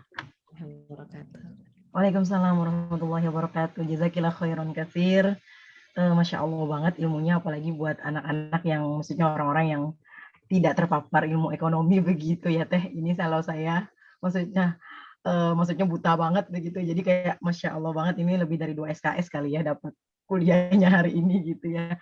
Semoga menjadi bekal yang sangat baik buat kita semua. Saya rasa semua teman-teman juga pada setuju begitu. Ini ilmu yang sangat bermanfaat tadi yang disampaikan oleh Teh Patra. Nah, tentunya ada banyak pertanyaan atau ada diskusi yang ingin disampaikan oleh teman-teman, dan ini adalah saatnya untuk berdiskusi, menyampaikan beberapa pertanyaan bisa dilakukan dengan langsung disampaikan di ruang chat room atau langsung on mic dan on camera, itu bisa dilakukan begitu. Monggo waktu dan tempat buat teman-teman semua yang ingin menyampaikan pertanyaan silahkan disampaikan.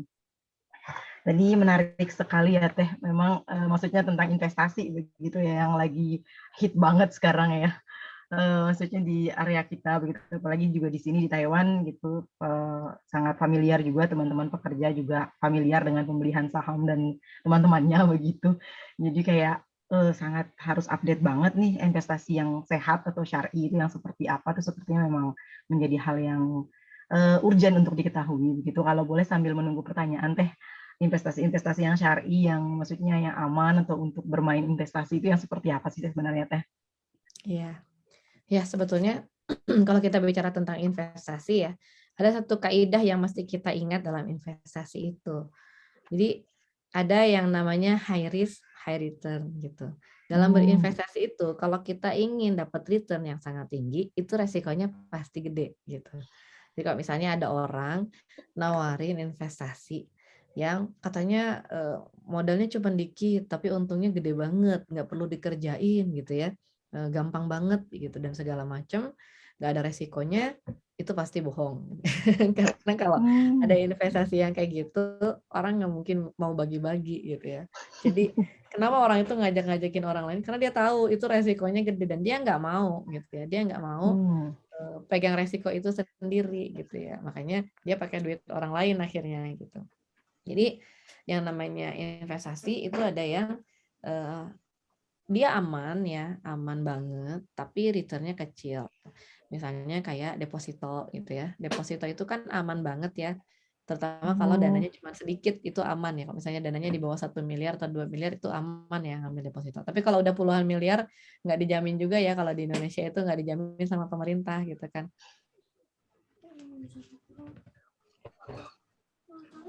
Bentar ya. Nggak apa-apa Teh. Monggo Bapak Ibu, teman-teman sekalian, jika memiliki pertanyaan bisa disampaikan langsung di chat room atau bisa langsung on mic atau raise hand, memencet button raise hand yang ada di Zoom teman-teman semuanya.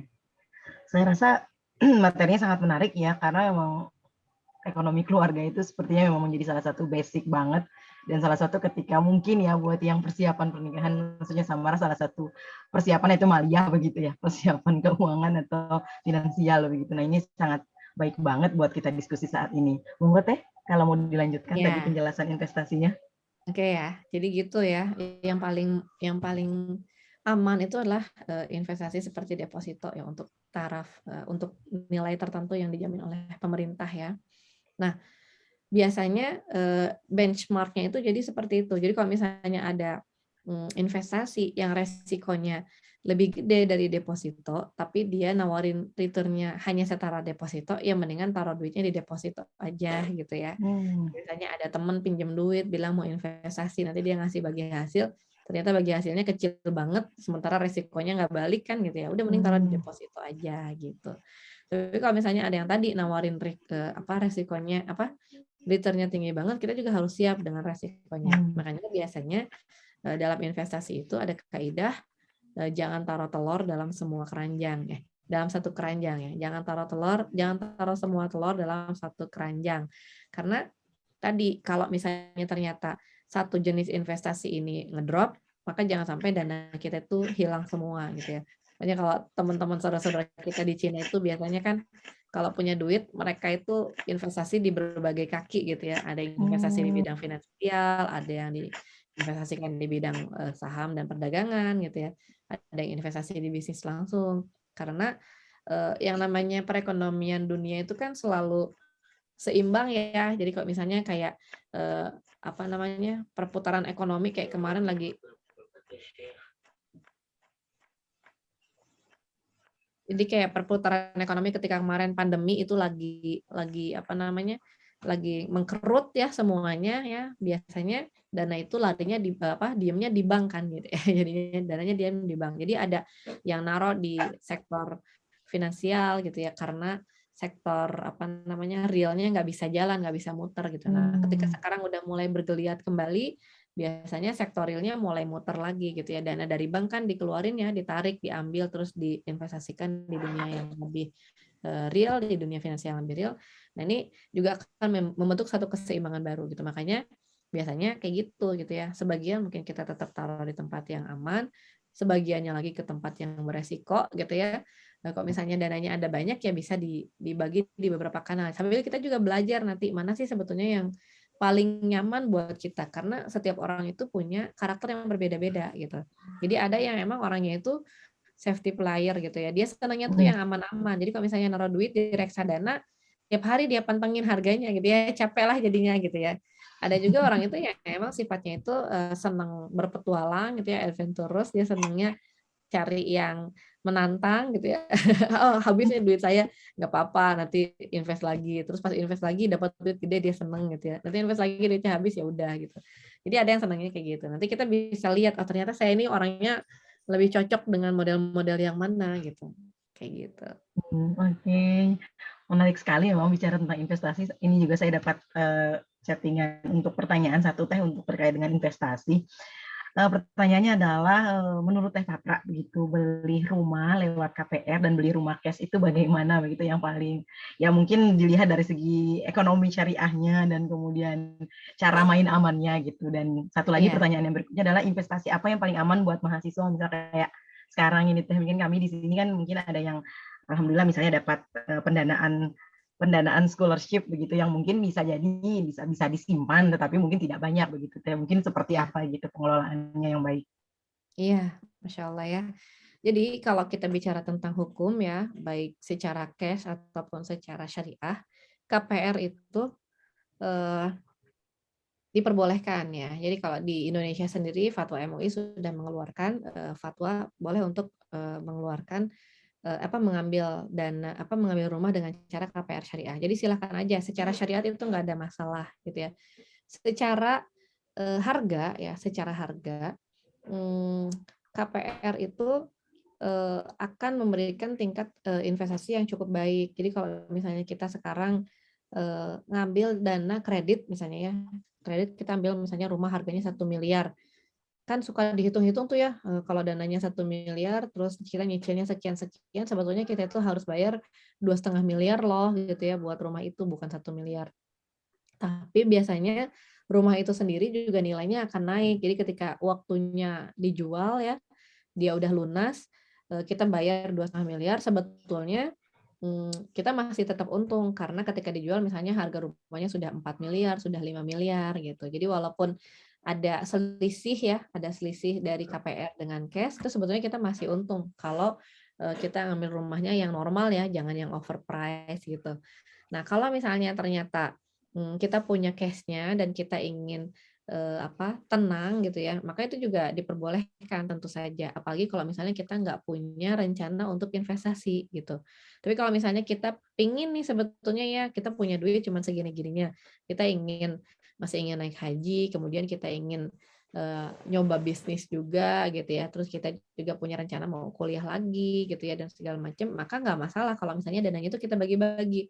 Kalau gitu kita ambil KPR yang DP-nya lebih gede daripada standar gitu ya. Misalnya tadinya daripada di cash ini duit KPR-nya lebih baik daripada rumahnya di cash-in 1 miliar, kita punya 1 miliar, ya udah kita cari rumah yang bisa di DP-in 500 juta, 500 jutanya lagi bisa kita pakai buat berbagai keperluan tadi gitu ya.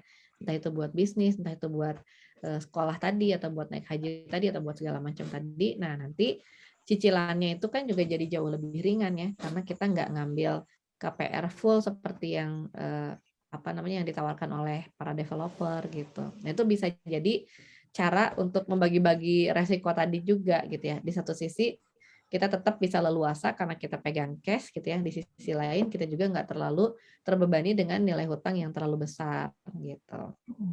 Mudah-mudahan bisa difahami ya. Insya Allah semoga bisa dipahami. Dan tadi ini pertanyaannya untuk pembelian rumah dengan KPR atau dengan cash. Iya. Tadi memang balik lagi tadi ya Teh kepada perencanaan keuangan atau finansial yang diinginkan gitu ya. Gitu. Sama Kalau misalnya kita tadi punya gitu ya. punya prospek bisnis nih ya dengan tingkat return yang lebih gede daripada KPR, ya duitnya mending dipakai bisnis dulu gitu ya. Karena tetap ya kalau di dalam keuangan itu ada istilah cash is the king gitu. Jadi kalau kita pegang cash ya, aset dalam bentuk cash itu sebetulnya masih termasuk orang yang leluasa banget gitu ya, dibandingkan kalau misalnya kita punya aset banyak, rumah di mana-mana tapi nggak punya duit gitu. Tetap aja repot gitu. Jadi Ya kayak gitulah ya. Nah, Iya. terus tadi ya pertanyaan tentang scholarship ya, Masya Allah Kalau ya. Alhamdulillah banget kalau misalnya teman-teman di sini punya kesempatan dapat dapat dana ya dari apa namanya dari kampusnya atau dari sekolah dari negaranya gitu ya. Kalau misalnya mau disimpan, nah ketika kita bicara tentang investasi yang kita tahu kalau misalnya jangka waktunya tidak terlalu panjang ya, mungkin yang paling baik itu kita taruh di emas tadi gitu ya. Jadi kalau misalnya kita punya rencana investasi untuk 3 sampai 5 tahun aja, itu rencana itu bisa kita eksekusi di emas tadi gitu ya dalam bentuk LM kalau di Indonesia atau dinar. Kalau teman-teman di sana ada emasnya di sana juga itu bisa dipakai aja gitu. Tapi kalau misalnya jangka waktunya pendek, emas ini tentunya rugi ya, nggak menguntungkan karena ada nilai pajak yang harus dibayar, kemudian juga ada ongkos bikin biasanya yang harus dibayar gitu ya. Jadi harganya akan kalah sama buyback-nya gitu. Kalau misalnya kayak di Indonesia itu harga emas itu misalnya 1 gramnya 950.000, harga buyback-nya itu turun 50.000 gitu. Jadi kalau misalnya kita jual baru juga berapa bulan terus kita jual lagi itu kita pasti rugi gitu kan. Nah, makanya kalau emas itu biasanya kita keep dalam jangka waktu 3 sampai 5 tahun. Kalau misalnya teman-teman rencananya nabung dalam jangka yang sangat panjang, ya mungkin pilihan properti itu termasuk salah satu pilihan yang menarik ya. Kemudian kalau dulu itu lagi booming asuransi misalnya ya unit link itu bisa jadi pilihan menarik, tapi dengan kondisi pandemi seperti kemarin saya nggak rekomen gitu ya karena banyak perekonomian itu yang jatuh gitu sehingga investasi-investasi dari manajer investasi itu kebanyakan tidak menguntungkan gitu jadi malah rugi gitu ya, mendingan yang cari yang aman-aman dulu aja gitu. Oh iya Teh, berarti nanti memang tergantung kondisi ya, tergantung jangka panjangnya, jangka pendeknya tadi gitu ya. Iya. Oke, kita masih punya waktu 15 menit lagi teman-teman untuk yang mau mengajukan pertanyaan. Ini sangat menarik sekali sebenarnya, banyak hal yang bisa ditanyakan dan bisa didiskusikan di sini. Atau mungkin karena sangat banyak sekali dan menarik sekali yang ini diskusi sampai bingung ya, mau tanya yang mana dulu gitu ya ke Teh Fata begitu. Menariknya ini gini Teh, kalau misalnya ini kan Samara ya persiapan keluarga begitu buat yang maksudnya masih single, kemudian persiapan mau berumah tangga dengan kondisi misalnya tadi memang dia adalah tulang punggung keluarga, kemudian memasuki rumah tangga dengan kondisi masih berhutang begitu ya. Nah kira-kira bagaimana Teh Patra melihat ini dan bagaimana persiapannya begitu dengan kondisi yang tadi mungkin bisa jadi asetnya lebih kecil daripada kewajibannya begitu. Jadi akhirnya memang sudah menangis duluan nih sebelum masuk ke rumah tangga begitu loh Teh. Ini seperti apa nih? Mungkin bukan tidak mungkin gitu loh Teh kalau dia misalnya anak pertama yang dibebankan beberapa hal gitu dalam keluarganya. Kira-kira seperti apa Teh? Yang jelas yang kita juga harus pahami gitu bahwa manusia itu punya kewajiban terbatas ya. Jadi jangan khawatir gitu ya bahwa kita tuh jadi harus menghidupi seluruh dunia tuh ya nggak usah kayak gitu juga gitu ya. Artinya ketika nanti kita sudah dihadapkan dengan kewajiban-kewajiban kita, maka kita akan mempelajari yang namanya prioritas amal gitu.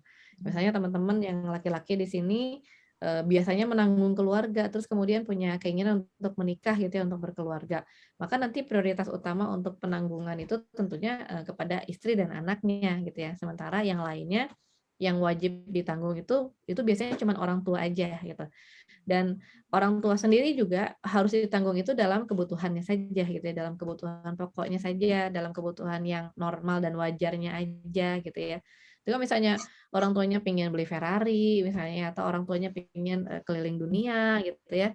Ya itu juga nggak jadi sesuatu yang harus dipenuhi oleh anaknya sebetulnya gitu. Jadi kita balance aja ya. Jadi jangan terlalu khawatir juga. Kemudian kayak misalnya kita dalam kondisi yang masih punya hutang segala macam, nah kita bisa melakukan restrukturisasi hutang dulu gitu ya sekarang. Kita perhatikan sebetulnya hutang ini kejadiannya tuh kenapa gitu.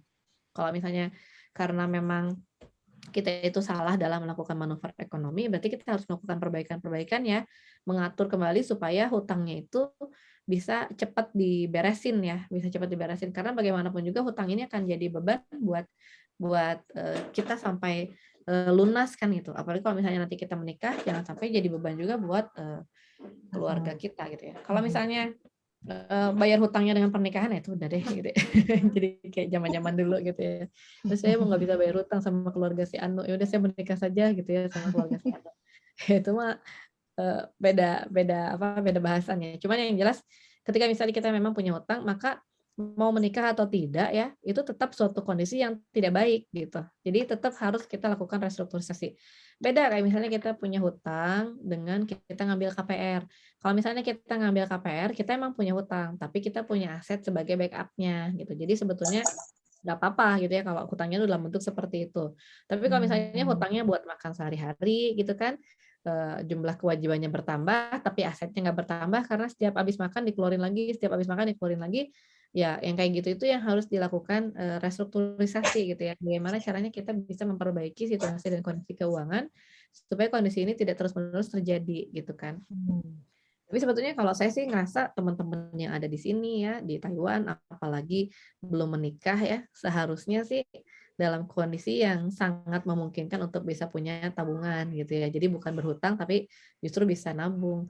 Mumpung belum berkeluarga, mumpung belum banyak tanggungan, manfaatkanlah gitu ya sebaik-baiknya gitu untuk mempersiapkan diri. Jadi kayak misalnya teman-teman yang perempuan pun mau ngambil rumah di sini gitu ya, kalau ternyata nanti menikah, rumah itu bisa dipakai buat apa namanya, buat tinggal dengan keluarganya gitu ya, tapi tetap harus diperhatikan bahwa itu adalah milik teman-teman yang perempuan gitu, jadi bukan milik suaminya gitu ya.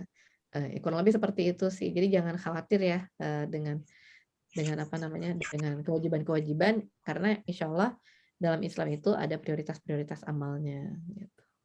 Iya, menarik sekali, Masya Allah. Jadi tadi dapat bekalnya adalah buat yang jomblo-jomblo tadi kalau mau nabung dulu begitu ya, itu sangat sangat baik sekali begitu tadi. Dan kalau misalnya punya kewajiban ya tadi seperti itu yang disampaikan oleh beliau Teh Patra. Monggo kita masih punya waktu 10 menit lagi teman-teman untuk yang mau bertanya atau berdiskusi terkait dengan finansial atau cerdas finansial ini dalam acara kita Samara kelas 7 edisi spesial Ramadan begitu ya. Ini alhamdulillah kita sudah sampai pada 15 hari ke-15 ini ya. Hari ke-15 Ramadan begitu. Nah, ini ada satu pertanyaan Teh dari chat room, saya coba bacakan dari Pak atau Mas Awan ini. Apakah ada urutan wajib nafkah dari suami dalam Islam? Yaitu orang tua, istri atau mertua dan lain-lain. Terima kasih. Ini tadi karena menyebut prioritas mungkin ya Teh, mungkin akhirnya terkait dengan ini. Monggo Teh. Yeah. Jadi ya, yang jadi prioritas utama ya untuk seorang laki-laki tentunya adalah istri dan anaknya gitu ya. Baru kemudian orang tuanya. Tapi sebisa mungkin sih ya orang tua dan istri ini dalam satu apa namanya, dalam satu kesatuan pengelolaan keuangan, jadi dianggap setara gitu ya. Maksudnya orang tua ini sama anak ini dianggap setara lah kebutuhan-kebutuhannya. Kita memenuhi kebutuhan istri itu sama seperti ketika kita memenuhi kebutuhan orang tua kita. Cuman tetap ya kebutuhan itu yang diutamakan gitu. Jadi kalau misalnya kita punya uang tidak banyak ya, maka kita harus bisa memilah dan memilih. Jangan sampai kebutuhan orang tua tuh nggak terlaksana karena habis oleh keinginan istri gitu. Jadi antara kebutuhan dan keinginan tadi kita tetap harus bisa paham juga. Atau sebaliknya, kebutuhan untuk anak itu tidak bisa terpenuhi karena kita memenuhi keinginannya orang tua gitu ya. Jadi orang tua yang memaksa ingin naik haji misalnya, sementara anak kita harus masuk sekolah misalnya. Maka yang menjadi prioritas tentunya yang kebutuhan dulu, anak kita masuk sekolah dulu gitu ya. Sementara menghajikan orang tua itu bisa ditunda ke tahun-tahun berikutnya kan kayak gitu. Jadi hal seperti itu insya Allah akan jadi sesuatu yang memudahkan kita juga dalam mengatur prioritas-prioritas keuangan keluarga. Sama seperti kalau misalnya orang tua ingin dibikinin rumah misalnya, sementara keluarga inti ya anak istri juga belum punya rumah ya, maka kita bisa melakukan negosiasi ya dengan orang tua gimana caranya supaya dana kita yang terbatas ini bisa memenuhi kebutuhan, karena yang dibutuhkan itu adalah tempat tinggal sebetulnya ya, bukan rumah gitu. Artinya kalau misalnya tempat tinggalnya itu bisa nyaman tanpa harus dibeli, itu sebetulnya bisa jadi solusi ya daripada maksain apa, kan ini juga banyak nih kejadian kayak gitu ya. Ada anak pingin bangunin rumah nih buat orang tuanya, ternyata duitnya nggak cukup, rumahnya belum jadi, duitnya udah habis, akhirnya orang tuanya tinggal dalam kondisi yang tidak layak gitu ya, kamar mandinya belum beres ya, atapnya masih bocor-bocor gitu kan. Lebih baik misalnya dananya itu dipakai dulu untuk yang lebih nyaman dulu gitu ya, misalnya si orang tuanya disewain rumah aja tapi yang layak gitu ya, walaupun bukan milik sendiri tapi dia tetap bisa tinggal sambil kita mengatur strategi-strategi keuangan dan mencari pendapatan-pendapatan di masa-masa yang akan datang gitu. Jadi jangan takut dengan sayang ya kalau misalnya dikeluarin sekarang nanti habis kalau buat sewa. Sebenarnya cara berpikir kita tuh nggak kayak gitu ya, karena kalau dari pengalaman saya justru tempat tinggal yang nyaman itu justru bisa menjadi modal kita gitu ya. Kayak misalnya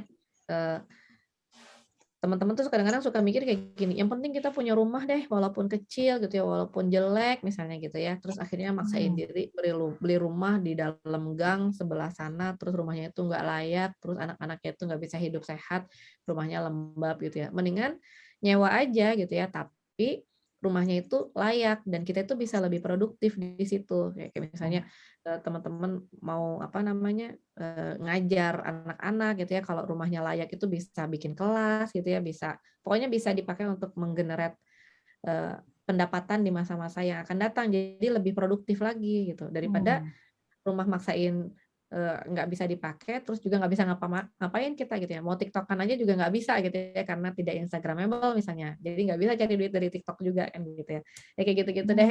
Itu harus kita mulai apa insight gitu ya, mulai pikirin secara balance gitu. Nggak yang tradisional itu nggak selalu cocok gitu dengan pola-pola modern seperti sekarang gitu.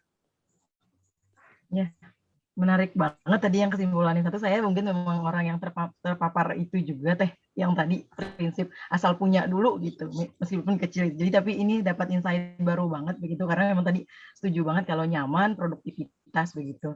Produktivitas itu akan baik, ya kesehatan mental juga baik, nanti bisa menghasilkan lebih baik juga seperti itu ya modalnya Iya gitu. betul. Iya, Masya Allah banget. Iya, benar-benar. Jadi akhirnya terpikir begitu, sewa nggak apa-apa. Karena pernah menemukan gitu satu kalimat gitu ya Teh.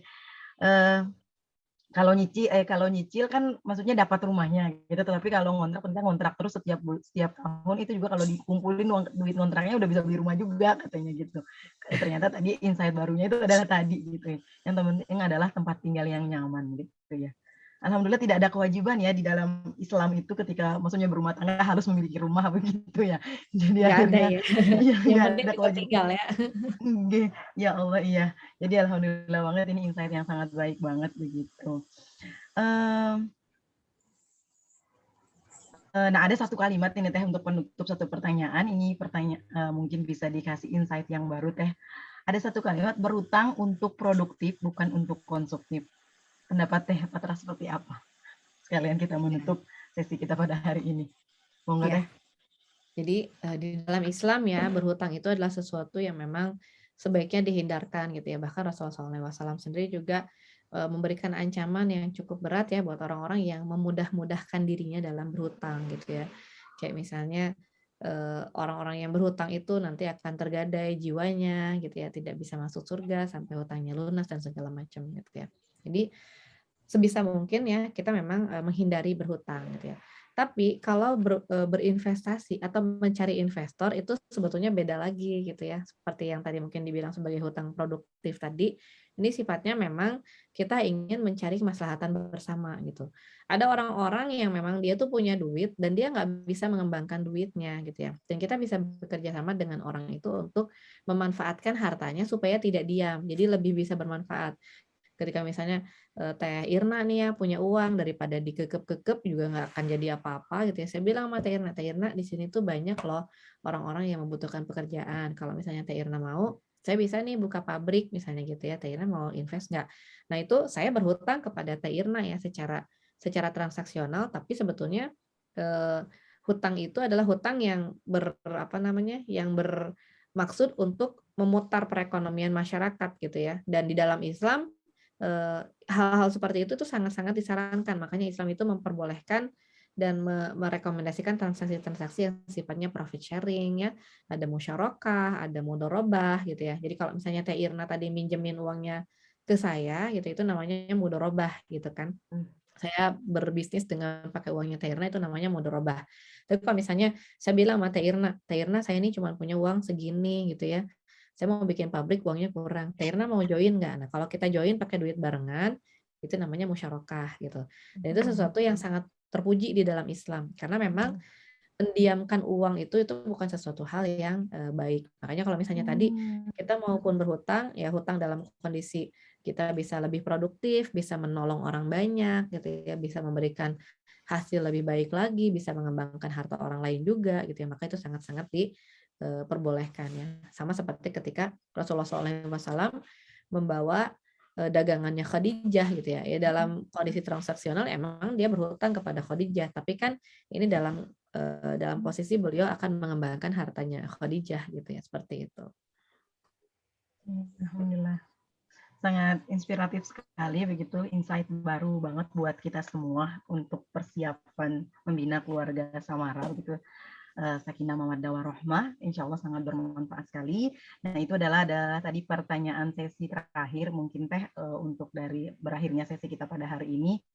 Kami ucapkan jazakillah khairon kasir kepada Teh Patra yang telah meluangkan waktunya, kemudian membagi ilmunya yang sangat banyak sekali.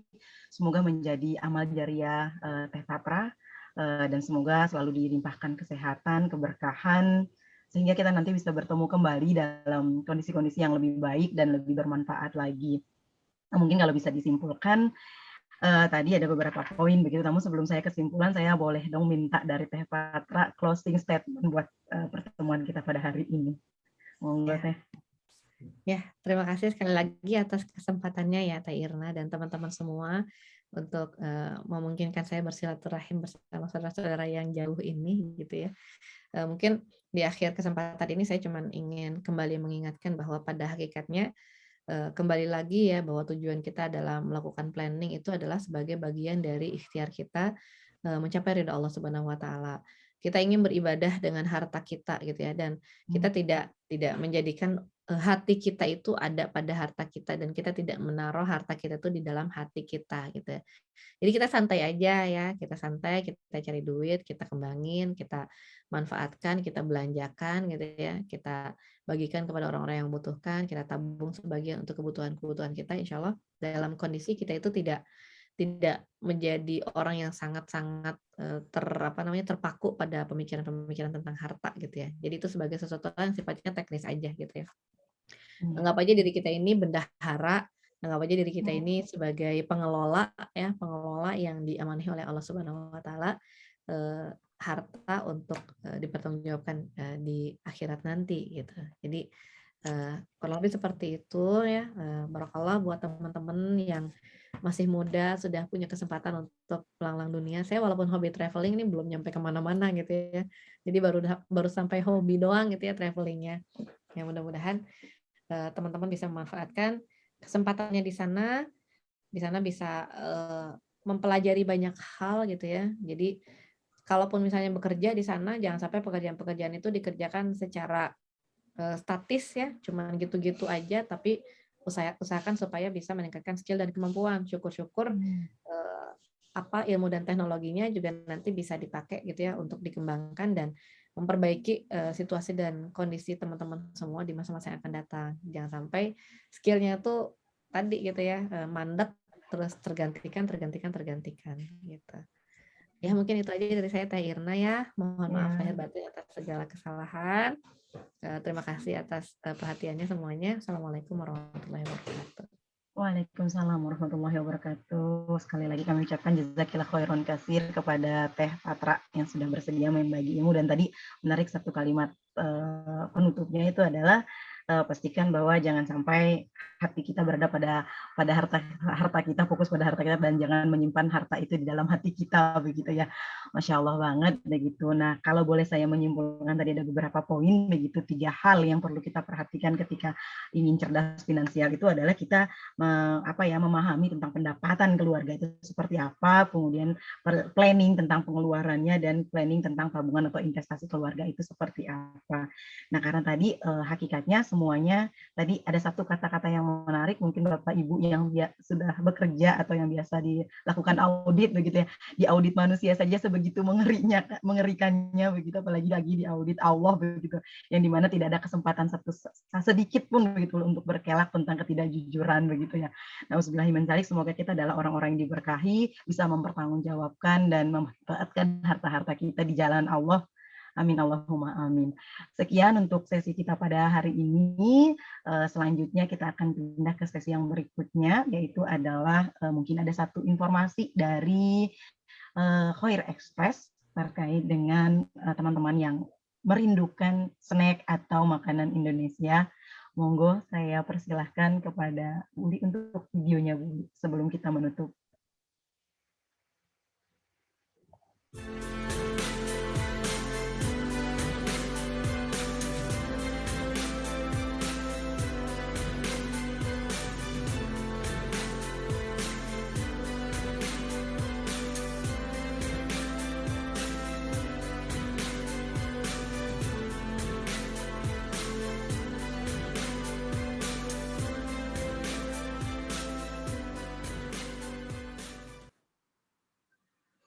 Bagi teman-teman yang ini ya sudah lama di Taiwan, kemudian atau yang baru datang yang sudah rindu makanan atau snack Indonesia, mungkin atau minuman atau snack yang lainnya begitu, atau bagi teman-teman yang mau ngirim apa saja dari Indonesia begitu, alhamdulillah sekarang ada Khoir Express. Nah, Khoir Express ini insya Allah harganya yang ditawarkan dihitung itu per kilogram dan insya Allah sangat terjangkau buat kita mahasiswa.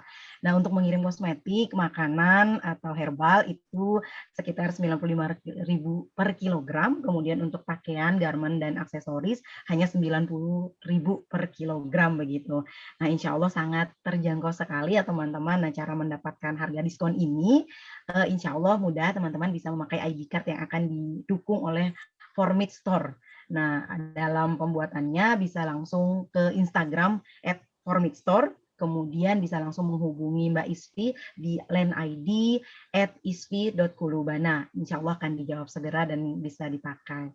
Nah, ini mungkin sudah sangat dimanfaatkan. Mungkin salah satu dari tadi kecerdasan ekonomi atau kecerdasan finansial yang bisa dilakukan, mengimpor beberapa barang yang bisa dijualkan di sini begitu ya tadi ya, dengan kebutuhan-kebutuhan kita di sini. Baik, alhamdulillahirobbilalamin, langsung saja kita pindah ke agenda berikutnya, yaitu adalah sesi foto bersama. Monggo Bapak Ibu atau teman-teman yang memungkinkan untuk membuka kameranya, bisa membuka kameranya agar kita nanti bisa berfoto bersama dan kita punya kenangan gitu ya, dan ya meskipun pasti tercatat ya insya Allah sebagai apa yang kita lakukan pada hari ini. Monggo sesi yang pertama mungkin saya hitung ya, 1, 2, 3. Oke, sudah insya Allah. Baik, itulah tadi acara kita, yaitu adalah Samara Kelas 7 dengan tema keluarga Islam dengan kecerdasan finansial begitu. Akhirul kalam, kami ucapkan mohon maaf yang sebesar-besarnya atas segala kekurangan dari acara pada hari ini, baik secara manajemen waktu ataupun manajemen teknis begitu. Kami ucapkan sekali lagi terima kasih, jazakumullah khairan katsir kepada semua peserta dan khusus kepada Teh Patra yang telah bergabung bersama kami jauh-jauh dari Bandung seperti itu. Sekian, sampai ketemu insya Allah di Samara kelas berikutnya atau di agenda-agenda Formit yang berikutnya, Formit 16 Together with Goodness. Wabillahi taufiq wal hidayah. Wassalamualaikum warahmatullahi wabarakatuh. Assalamualaikum warahmatullahi wabarakatuh. Hatur nuhun Teh Irna. Hatur nuhun Teh Patra, semoga bisa bertemu di Bandung atau dimanapun nanti kita. Atau Teh Patra bisa bermain ke Taiwan mungkin nanti. Amin. Semoga assalamualaikum. Waalaikumsalam.